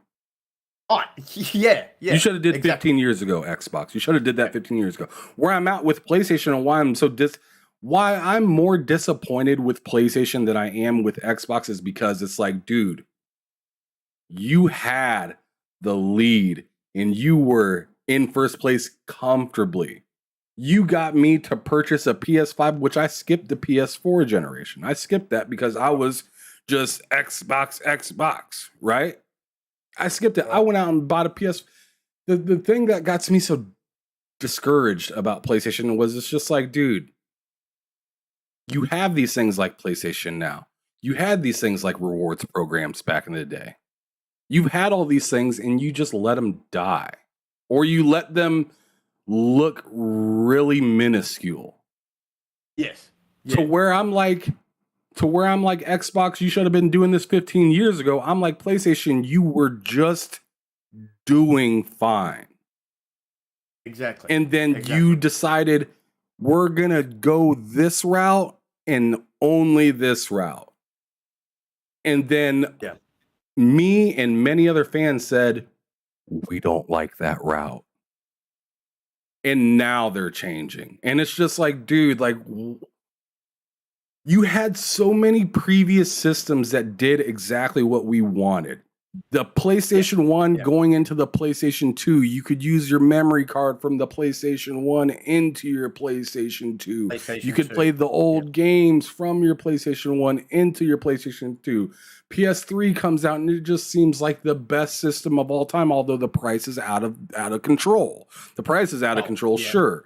But you could play your PlayStation 1 2, and 3 games on there. And it So had you could like bring your back catalog, right across all your catalog of games. Like the so PlayStation had such great momentum, and it was like they went into PS4 generation, sure, and it was kind of like barren at first, but they crushed it as time progressed. Not that they had to do too much either, because the competition at the time really didn't offer competition. Right, and Nintendo was coming off of the Wii U debacle and everything like that. So like it was open season for PlayStation, so they took advantage of that. But like it's like they went into the next generation, which is the PS5 where we're at now, and it's just like some of the things that a lot of people are really excited about on Xbox, why wouldn't you take a hint earlier? Why'd you wait until this generation's already started? The console's already out, and now you're getting a back compat team? After the console's out, you're getting a back compat team? Yeah, which is ridiculous. You have to go through all these issues just to get your save from one console to the other. You can't use the prior controller from the other console onto this. It's just like so many weird little things that just kind of like, and some of the things don't even affect me directly, but with collecting the stuff that I collect, I have the, old school PlayStations and Xboxes and Nintendos, and I even have a 3DO here. Like, as a collector, it's nice to be able to have something that you can be like, oh, I can actually use this on this later. Hell, they're making a 360 controller that you can work for, that you can use for your new Xbox right now. Right. Yeah. Yeah. It's just like, man, like you guys have all the essential tools that you guys need, but for some reason you slow drip it. Yes. And the slow drip is really painful because it's like, it reminds me a lot of Madden, where you guys are releasing a game, but I remember years before that feature was on that past iteration, and you're trying to tell me it's new now. It's not new. Right. It's something you did before and you're repackaging. And I don't like it. Yeah. I don't like that. But anyways, I'm really happy to see where both of these things go. I'm really excited for Sony because they haven't really announced a whole lot.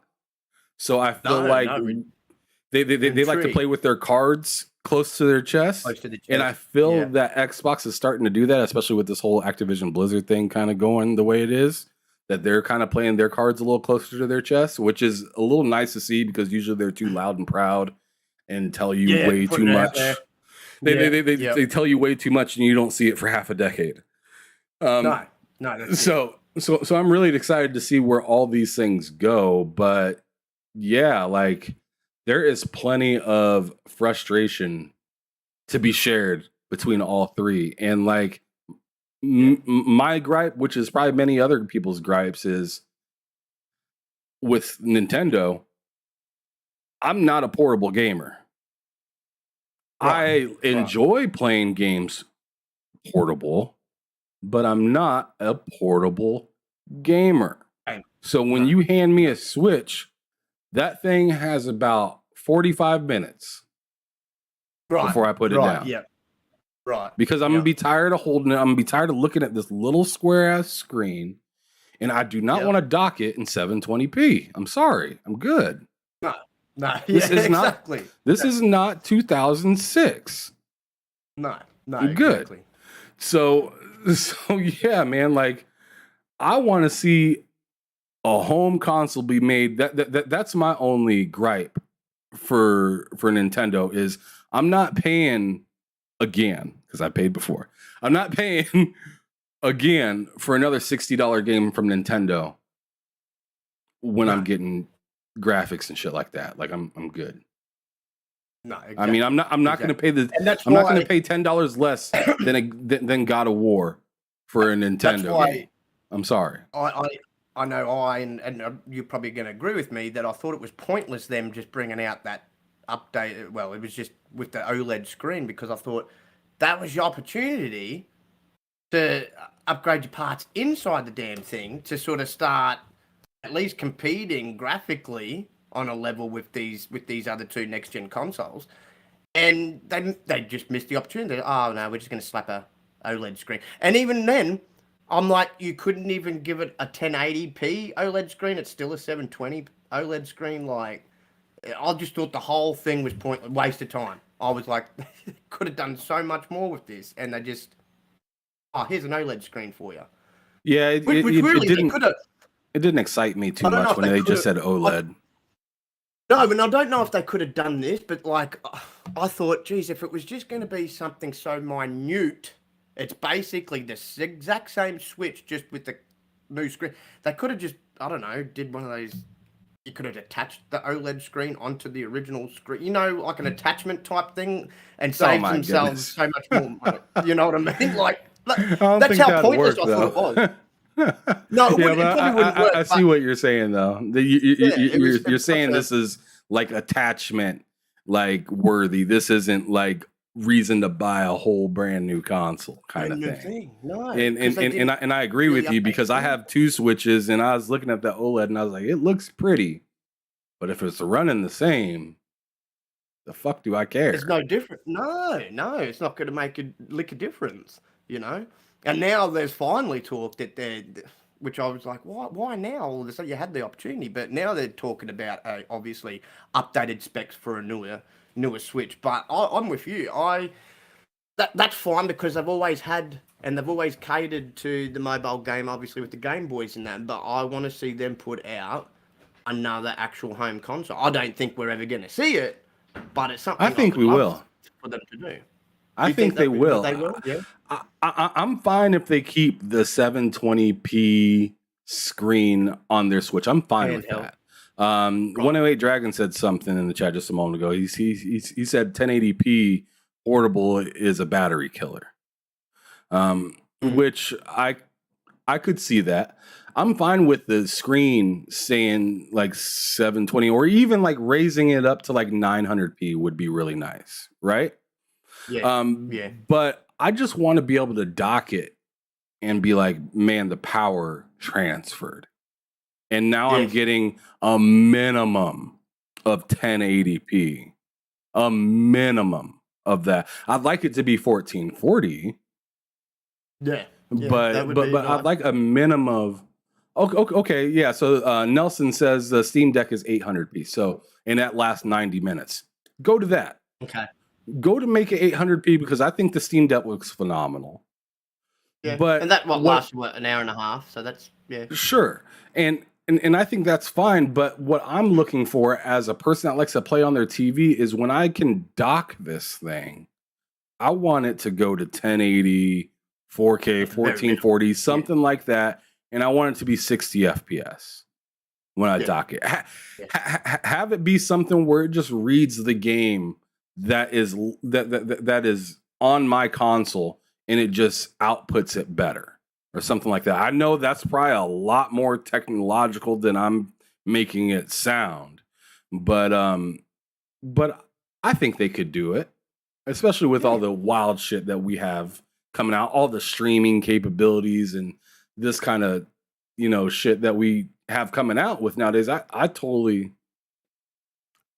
think that they could make a docked console that could also take advantage of the current Switch and just up-res everything and just give it better frames and everything like that. I mean, Lemon, you probably know more. I see him in the chat, 108 Dragon. Lemon, you probably know more about this tech, this tech and stuff like that. I'm curious of your opinion if you're still here, brother. Do you think that Nintendo could do something like that? But while you listen to me and answer me back, we're going to go on ahead and move on. That comment from Nelson's pretty funny too. He said, "Think of parents on trips. 90 minutes on a 3-hour trip means he's still got to listen to their mouths for 90 minutes." Facts. Yeah, that's That why was you. good. Yeah, that's why you need to have one of them like power converters right there, so you can just plug that shit in. Hey, those power converters are only like $10 at Walmart. Just run up the road, There you go. or whatever store that you have. It's in your most basic car store or whatnot. You can find those power converters for like no more than $20 if you're just looking for something that will take a similar outlet to the one that you got at home. Yeah. But anyways, what RPG game would you play in an hour and 30? Or shooter or sports game? Well, okay, RPG, you got a good point. A sports game, I could see people just playing for an hour and a half, turning off though. Like, just all depends, I suppose, in their mood. But RPG, no, you kind of get sucked into for longer than an hour and a half. hey, and also keep in mind, just because we're saying, hey, we want 800, 900p or whatnot, that doesn't mean you can't scale down. Make it scalable. Hey, the Steam Deck is scalable. If you don't want to use so much power, if you don't want to go all the way up to 800p, I'm sure you can knock it down. Yeah. Because it's especially with the PC parts in that, like that, it's something that should be easy able to sort of do, What's Lemon say? The Tegra chip in Switch was old when the Switch. Well, the whole tech was old, wasn't it? When it even came out. Really? There wasn't a console that came out that generation that wasn't old on the way out. No, exactly. I mean, whereas hell, at least these ones were the consoles that we have now are technically already old. Now, yeah, exactly.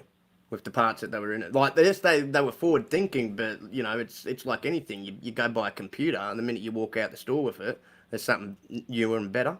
You know what I'm saying? So it happens, especially now that they've gone with more PC parts, really for the first time properly in a console. Yeah, right. You roll up to the dealership and you buy this brand new Supra, and then you drive off with, and 6 months later, a Supra with a turbo come out, and you're just like, "What the fuck just happened?" Oh man! Right, just missed the boat.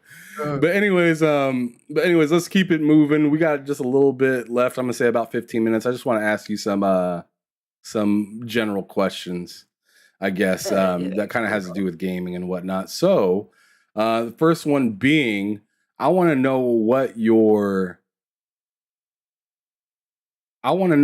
best 3 games this last year were that you played. So not like new games, just best 3 games that you played this last year. Okay, in the space of the last 12 months, top of my list, Guardians of the Galaxy. Top of the list? Thoroughly enjoyed my time with that. It was a good game. From the soundtrack to the story to even just the whole gameplay, everything about it was fantastic. I didn't really have a bad thing to sort of say about that game. Just a fantastic time, fantastic experience. And again, for me, it was the soundtrack alone just dragged me into that because I love that whole 80s, soundtrack music. Memories. Obviously, Grounded. I know that's been out a little longer than 12 months, obviously. I think 2.5 years in game preview. But again, I've got to have it in there because even though I have gone away and played other stuff, I keep coming back to the damn thing. And if a game's making you keep coming back to it, it's obviously doing something right. And as I said, it just sucks me in. And then I would probably have to say,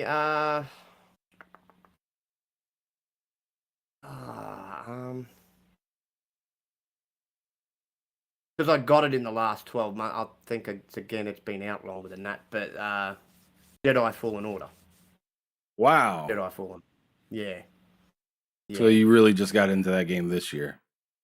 Yeah, in the last 12 months, I picked it up. I was a late picker-upper of that game, but me too. Fantastic. But it was a good game. Fantastic.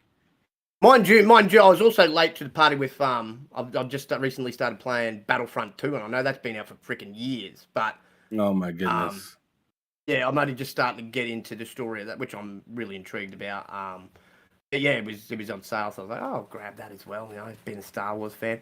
But yeah, those three games, yeah, I couldn't really go wrong with it. And yeah, that Jedi Fallen Order game, I mean, that was fantastic. Cameron Monaghan, top notch acting, just the whole concept, the whole story, the way it played out.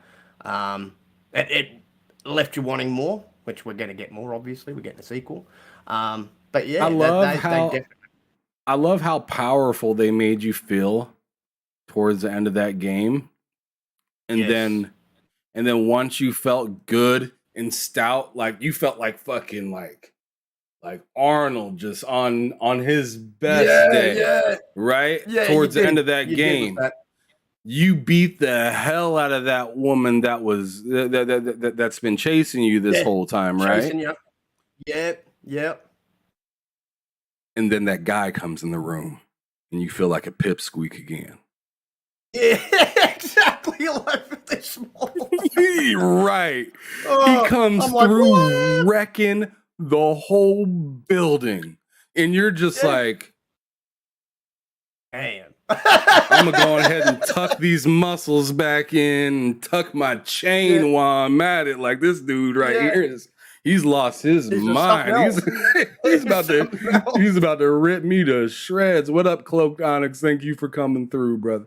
But yeah, like, yeah. That game gave you, because you started off the game and you felt like a pipsqueak when you started the game. You did. Then by the end of it, you feel tough. And then that dude comes in and you don't feel tough. You feel like, what the hell did I just do for the last, 15 hours? I've just made all of this through. Now I feel like I'm one of the big nines and part of the Republic. And this guy comes in and he's like, no, you got a long way to go yet, buddy. Yeah, right. Padawan. He called you a Padawan. Yeah. He's a young gun. Get up out of my house. Again, it was so fantastically done, presented. The story was well written. It couldn't have asked really for a better Star Wars game. It was really, really great. And it deserved all the accolades. That chick and her sister was a tough situation, bro. Yeah, exactly, man. Exactly. But hey, the second one should be just as good. So really looking forward. And I kind of hope also with Guardian, I hope with the success of that game, we'll get a sequel to that, which I'm sure we should. Again, they just did so well with that, top to bottom. Which, and I'll admit, going in, I was a little bit skeptical because I really did not like Avengers. I did not like how that played out at all. It just felt really clunky and funky. And I don't know, I get this feeling maybe Crystal Dynamics had a bit more of a hand in the Guardians game, and that's why it turned out so bloody well. Like, it was a lot better than the Avengers game in every sense of the word, from gameplay to just everything, the way it played out. They really upped their game. Obviously, Square was still a part of it, so obviously they learnt from mistakes that they had made. But I mean, that game was just a banger of a game, plain and simple. Yeah, I mean, I felt like Crystal Dynamics got a bad rap for that game, but they also didn't. Did they come with Avengers? Did they come on a bit late? Like, they weren't there from the start, were they? They came on a bit late into the project for that one, compared to Guardians, where they were on it from the start. Well, they didn't work on Guardians. I think that is Eidos Montreal, I believe, that worked on Guardians. Oh, was it? Of the Galaxy, Okay, yeah. I think so. I don't know. Somebody correct me if I'm wrong, but I'm pretty sure Marvel's Guardians of the Galaxy. Let's look it up. Yeah, was Eidos Montreal. I think you might be right. Yeah, what? Eidos Montreal. and Square, yeah. Okay, so yeah. See, this whole time, I actually thought I knew I just had their hand, but I actually thought Crystal Dynamics. Crystal Dynamics. Yeah, I actually thought they actually were the ones that helped him with it. Because I know I'm sure with the Marvel's Avengers, I know they helped with, but I think they sort of came on like late into production or something like that with that. Because I know they did. I'm uncertain about. I know they did this. They were fully behind doing that Spider-Man DLC for the Avengers, or adding the Spider-Man part, which was really, really bad. That was really bad. That was probably the like it was already like Marvel's Guardians of the Galaxy. To me, it was just not my kind of game. Right. So like I couldn't like just say, oh man, this game is hella trash. Like I'm not gonna go in and say all that because I know several people that really like that game and whatnot. But when that game was getting dogged on for being trash, and then they pulled out that Spider-Man, I was like, yo, I can't defend this. There's no defending this. Like y'all just disrespected Spider-Man. That man looked like he came off of Hollywood Boulevard at 4 a.m. Like he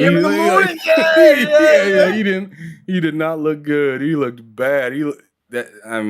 Just the way he was.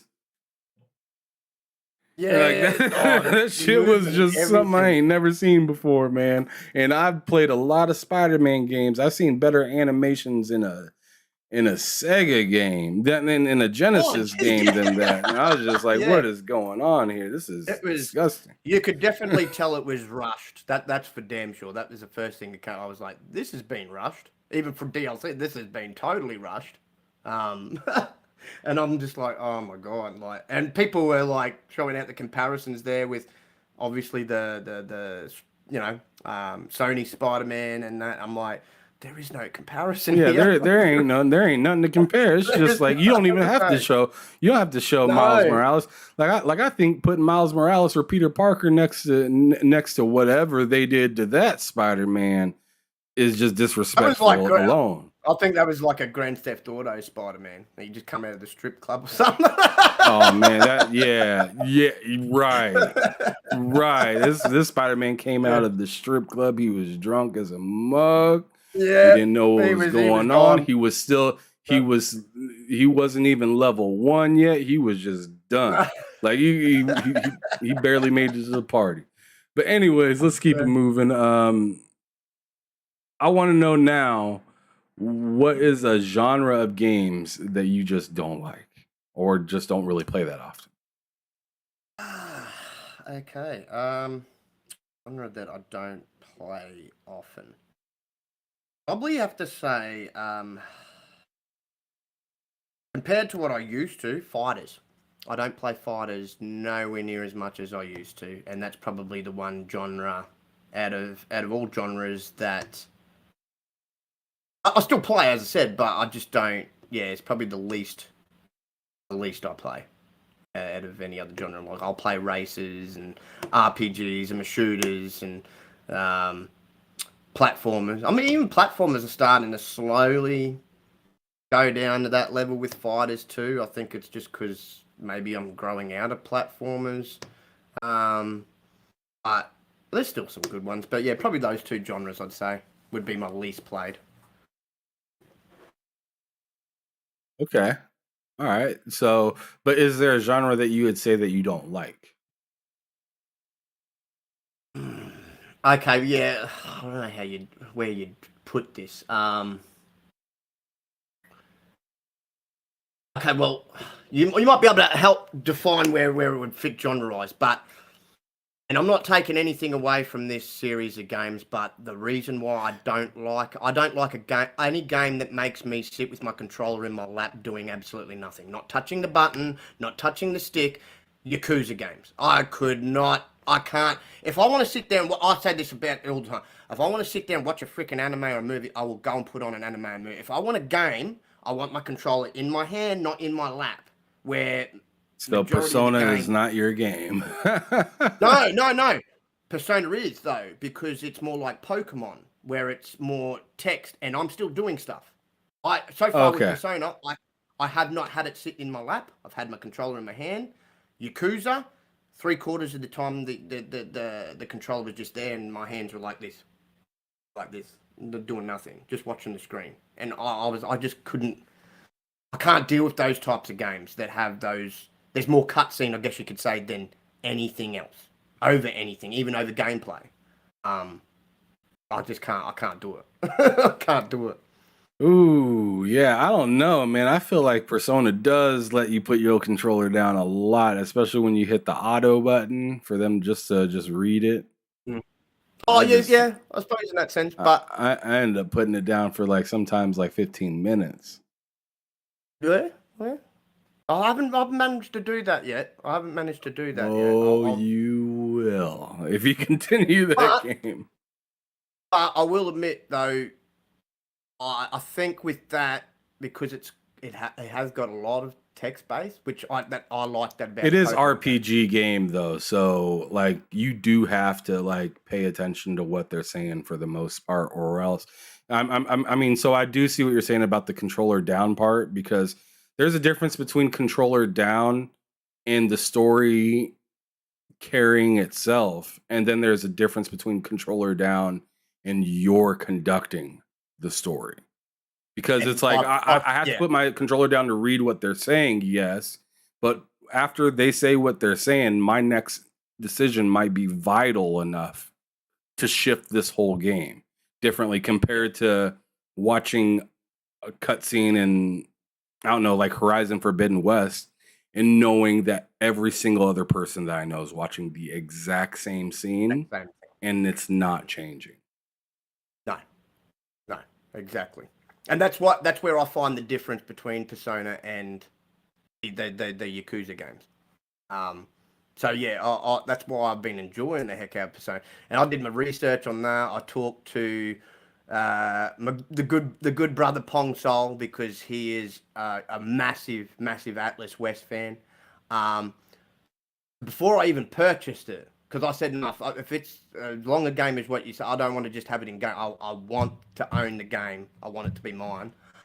And so he went in detail for me, and he said, did you like the Pokemon games? It's more like Pokemon. It's more text-based than it is visual-based.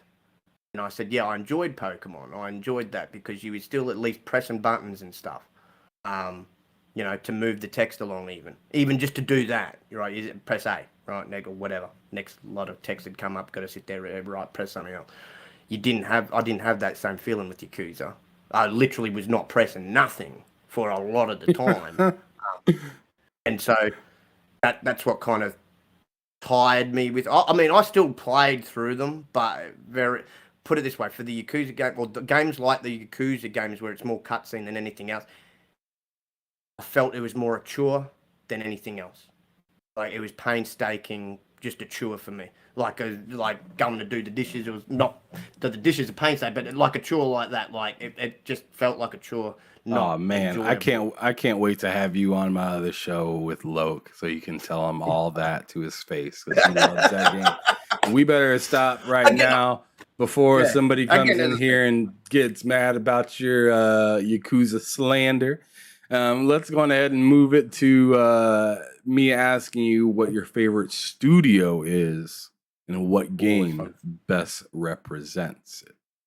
This one's an easy one for me because I have not been quiet about it. My favorite studio in the whole world's Obsidian. I think they are very underrated, but I also think they have to be at least top 5 studios in the world, because everything they touch turns to gold. I think that right now, Grounded defines them, but before Grounded, it was Fallout New Vegas. Fair enough. Yeah. Fair enough. Fallout New Vegas is a lot of people's favorite. It is. And that's where, I started with all the way back with them. But again, everything, for me anyway, might not necessarily be for everybody else, but for me, everything they touch turns to gold. I even went and paid. I haven't just got it in game. I went and paid for Pentiment, knowing full well what that game was. And again, was blown away by it. A lot of people have found it boring, obviously, but I was blown away by it because I said, this is typical Obsidian. Obsidian's that team that's willing to take a chance on anything and dip their toes in anything. They're willing to take those risks. They took a risk with Grounded, right? It was something completely different from what they had ever done before. Pentiment is something completely different to what they've ever done before. Avowed in its own right is going to be different again from even like Fallout New Vegas and their older style of games. Nelson said KOTOR 2. Yeah, KOTOR 2, eh? But no, it's Obsidian is just phenomenal, and like, geez, every game that they put out, I've loved. I've thoroughly enjoyed. Very good storytellers. The Outer Worlds, fantastic. The comedy, the art style, again, it was completely different from any of their other games. They offer so much variety in their games. They don't pigeonhole themselves into one genre, and that's what I love about Obsidian. They'll just do everything. They've obviously got a big enough team where they're able to do some of these more little passion projects in the form of Pentiment that was made by 12 of their people. I also know that it's not their whole team that's even been working on Grounded. I think it's like 30 or 40 or something people. It's a bigger team than obviously Pentiment, but it's a smaller team in size again, to say what they had working on New Vegas and stuff like that. So yeah, has definitely Obsidian for me. Okay. You had some bright points to add to why. So I thought that was a really legit answer. Nice. But now I want to know what game you're most excited for 2023 and beyond. Oh, that's an interesting one. I know most people are turning around, and don't get me wrong, I'm excited for Starfield. It's not my most anticipated, though. And I don't think it will be until I know a bit more about it. I don't know enough about that game to, outside that it's going to be double, triple in size to Skyrim, and Todd Howard's described it as Skyrim in space. I can't, like, my excitement's there for it. I'm looking forward to it because I like Bethesda games. I like the storytelling, but excitement's just not at that level yet. So for me right now, there's two games that are standing out as of next year for me, personally. One is One Piece Odyssey, because I absolutely love the anime, and I think that's going to be a fantastic game. Okay. The other one is a game. Yeah. Hey, I've seen someone, when I put my little top, because people have been sharing out on Twitter, what's your four most anticipated? That's one of my anticipated. I had one comment saying, damn, it's good to see someone else give One Piece some love, right? Here's One Piece love. Where is he? Here's One Piece love, right? There he is. There's Luffy. Yeah. Right. So One Piece, and being a massive Harry Potter fan, Hogwarts, which I think will steal the show for 2023 and take out Game of the Year. You heard it here first. Shit. I think that game is going to be so big, but it's just going to blow people away. And I was glad that they delayed it, that they've taken their time with this. This is a game that every Harry Potter fan has been screaming out for the last decade and more. Don't get me wrong, I did enjoy the old Harry Potter games when they came out back in the day. They were cool. They followed the movies pretty much down to a T. This, though, is just going to be on another level. Basically, you're going to be writing your own story with your character that you create. And it's obviously set in a time well and truly before Harry Potter even existed. So yeah, those two games for me. But yeah, Hogwarts, I'm calling it. Hogwarts will be 2023 Game of the Year. I think it's going to blow people away, really blow people away. Wow, I mean that's in my opinion a really interesting, maybe even a wild take, because next year is jam packed with great games that are supposed to be coming out, in which include Starfield, Spider-Man 2, and Breath of the Wild 2, which is called something else. I think it's like Tears of the Kingdom or something like that. Tears of King, yeah. Which again, being Nintendo fans, are going to be a fantastic bloody game. Fantastic game. So, like next year is going to be hot. It is. It's so packed. Like a lot of people probably will turn around again, but I mean, we're all just taking guesses here. But a lot of people are going to turn around and say Starfield will probably be right up there, and it will. It should be right up there. It'll be in the conversation. So yeah, I think.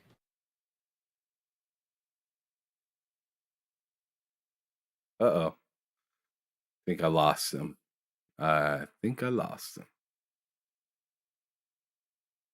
Is another thing.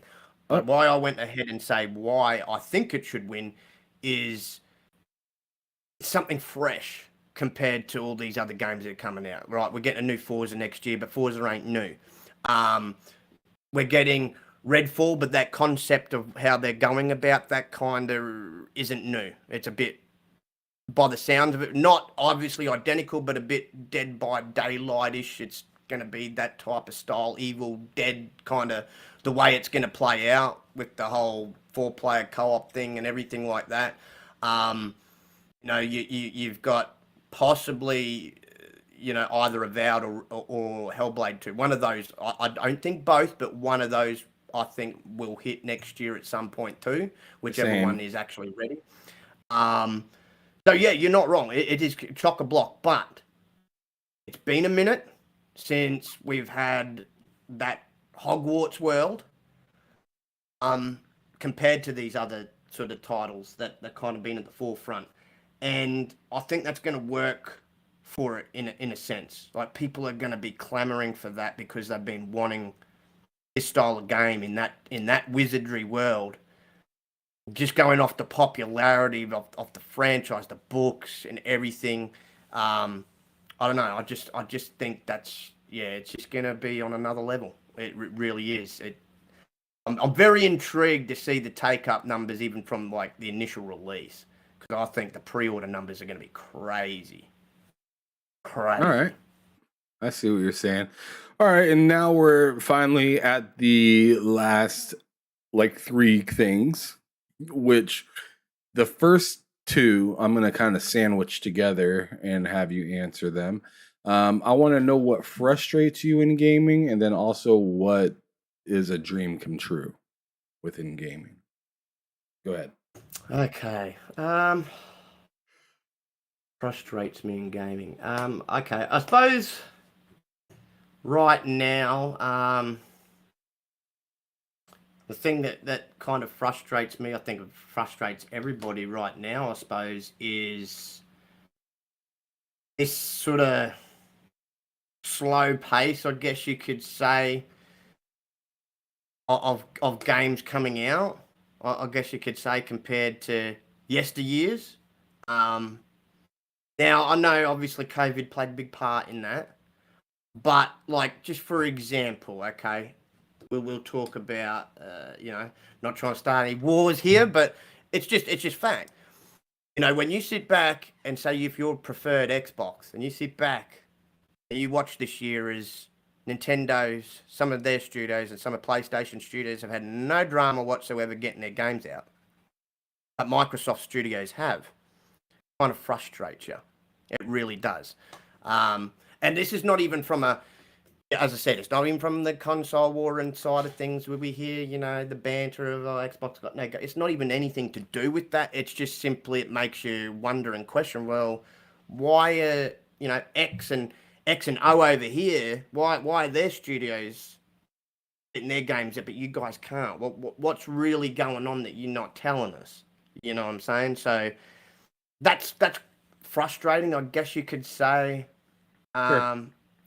From being a gamer and on your preferred device, everybody's got their preferred device. So it wouldn't matter who your preferred device is. If they're not doing what the competition's doing and the competition's not really having any issues, then, you're going to get frustrated. Like, okay, so I've invested into this and, you're not giving me what you said you were going to give me kind of thing. So that's probably the frustrating part right now. I think that frustration's going to go. Like I said, I think 2023 things should start flowing for all these companies, for every one of them. They should all start flowing. None of these companies, even just dev companies, not the big three, Nintendo. No one really's got an excuse next year onwards because Facts. we're fully back in the swing of things. So they can't say, but look, we're all moved on from COVID. We're all living with COVID. Your competitors are all back at their offices, or majority of. Really, the the only teams that could even be given any leeway as of next year, and that it's only because they've got a good enough excuse, is any teams that are based. They're obviously like GSC World, Ukrainian studio that had to move. Any of the studios based in Russia because of that war. That's fair enough. They get an excuse, they get an apart, but nobody else does outside those areas because of what's going on there. As for the second part of the question, is both these consoles, I think, have been built so damn well that I know we're probably still very likely to get what they call a mid-gen refresh, but there's not necessarily a need. Not necessarily. With the way that especially with the way that, like, the Series X is built. Like, they could go a whole 10-year generation with that quite easily, with the tech that's in that, and don't need to, bring out, like, okay, we've updated or upgraded this and this. They could get away with that. Is that same with the PS5 to a degree. I know there was just a few, like, little components here and there that, they kind of had to change. I didn't really like their whole setup for their liquid metal.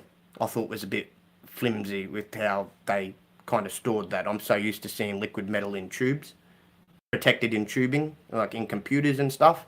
Okay. Not just kind of sitting there with this little square foam.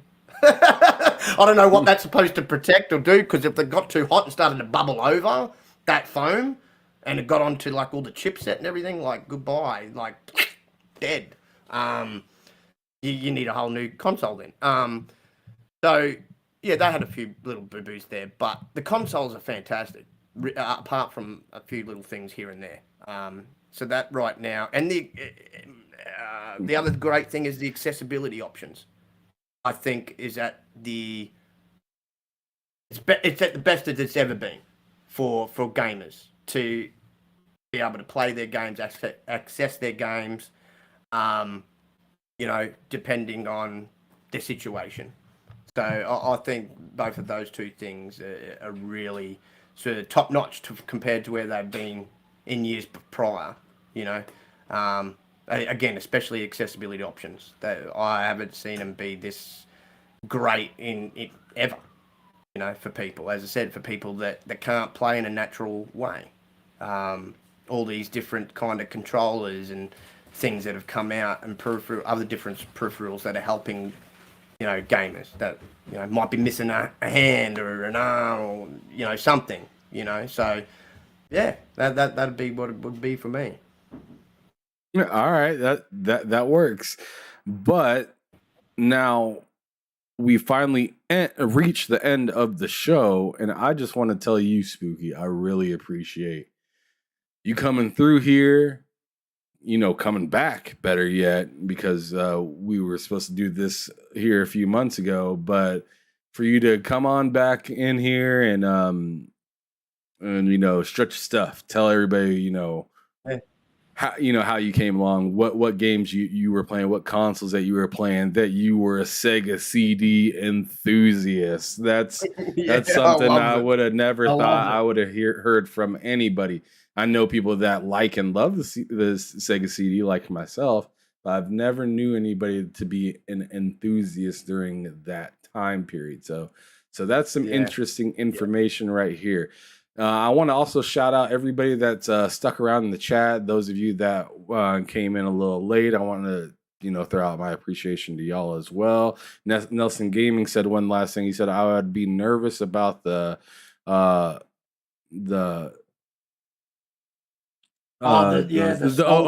melting. The solder melting if they started pushing into Goes up to IO. 22 GPS. It'd go into 22 GPS. Yeah. Yeah. It was just which as is I said, I unimaginable. just thought it was very short-sighted with the way I was like, you haven't got this contained like in PCs. I've seen this as part of a cooling setup, and this is all contained, not just sitting there. Like, yeah, that's what concerned me about. What happens if they get too hot and bubbles over? Gets over everything. Hey, we'll see in a couple years, right? Once they really start to push that stuff, and there is no PS4 stuff on there, and they're really once you start to hear that jet come back, you know what I'm saying? Yes, yeah, taking off. Woo! All right, but thank you everybody so much for coming through. Spooky, please one more time let everybody know where they can find you. Yeah, again, thank you for having me on, brother. I really, really was looking forward to this, and it's been an absolute pleasure. Had an absolute blast with you. I knew I would too, just going down memory lane, getting in the old consoles and stuff. And of course, I want to thank everyone for coming out tonight. Nelson and of course my girl, Ryan, Resident Gamer Zero, Lemon, brother Lemon. Always good to see you. But anyone else I missed, yeah, thank you again for tuning in. But you can find me, of course, on the Twitters there. Twitter's Mastodon and Hive under SpookyTBG. Again, you won't miss me because of my profile picture of little Keanu there. You're breathtaking. Every one of you is all breathtaking. And of course, you can find me on the YouTubes. I'll be live tomorrow with the Backlog Bastards every Wednesday evening, 8 p.m. Eastern. So yeah, looking forward to another new episode. Get that under the belt. But apart from that, you can find me on the Xbox as well, and Spooky Sprocket. So hope to see you all somewhere around in many places. Dope. And then one thing I need you to do before we walk out of here is I need you to describe gaming as a whole in just 3 words. Okay, 3 words. Fun, obviously, fun. Experiences of all sorts, depending on what type of game you're playing, and togetherness. Okay. So fun, Bring people experiences, and togetherness. Gotcha. That's what's up. Thank you, everybody, for showing up to another episode of Behind Them Sticks with your boy Ham Solo 05 Gaming here on the TSWS Gaming YouTube channel. And as I always say at the end of every show, y'all out there, make sure you're keeping it gaming or you're keeping it moving. Peace out, y'all. To the Behind Them Sticks podcast, brought to you by TSWS. Come and talk to me, Lennard Ray. Come on. Come and talk to me. I just wanna have a conversation. No, I'm not your type of baby. Listen, I'm just saying we can rule the world just me and you if you quit playing. Won't you take a chance with me and have that conversation? I just wanna have that conversation with you. Come and talk to me. I just wanna have that conversation with you. Look, see we vibing and you know it's true. Baby, what it do? Do for me and I'ma do for you. No doubt about it, Boosie. I'm a Midwest king, looking for myself a queen. Ready to chase a dream with a dope self-esteem. You find it in all I know, and that's for real. You get to shaking that ass on the floor, and I see what's real.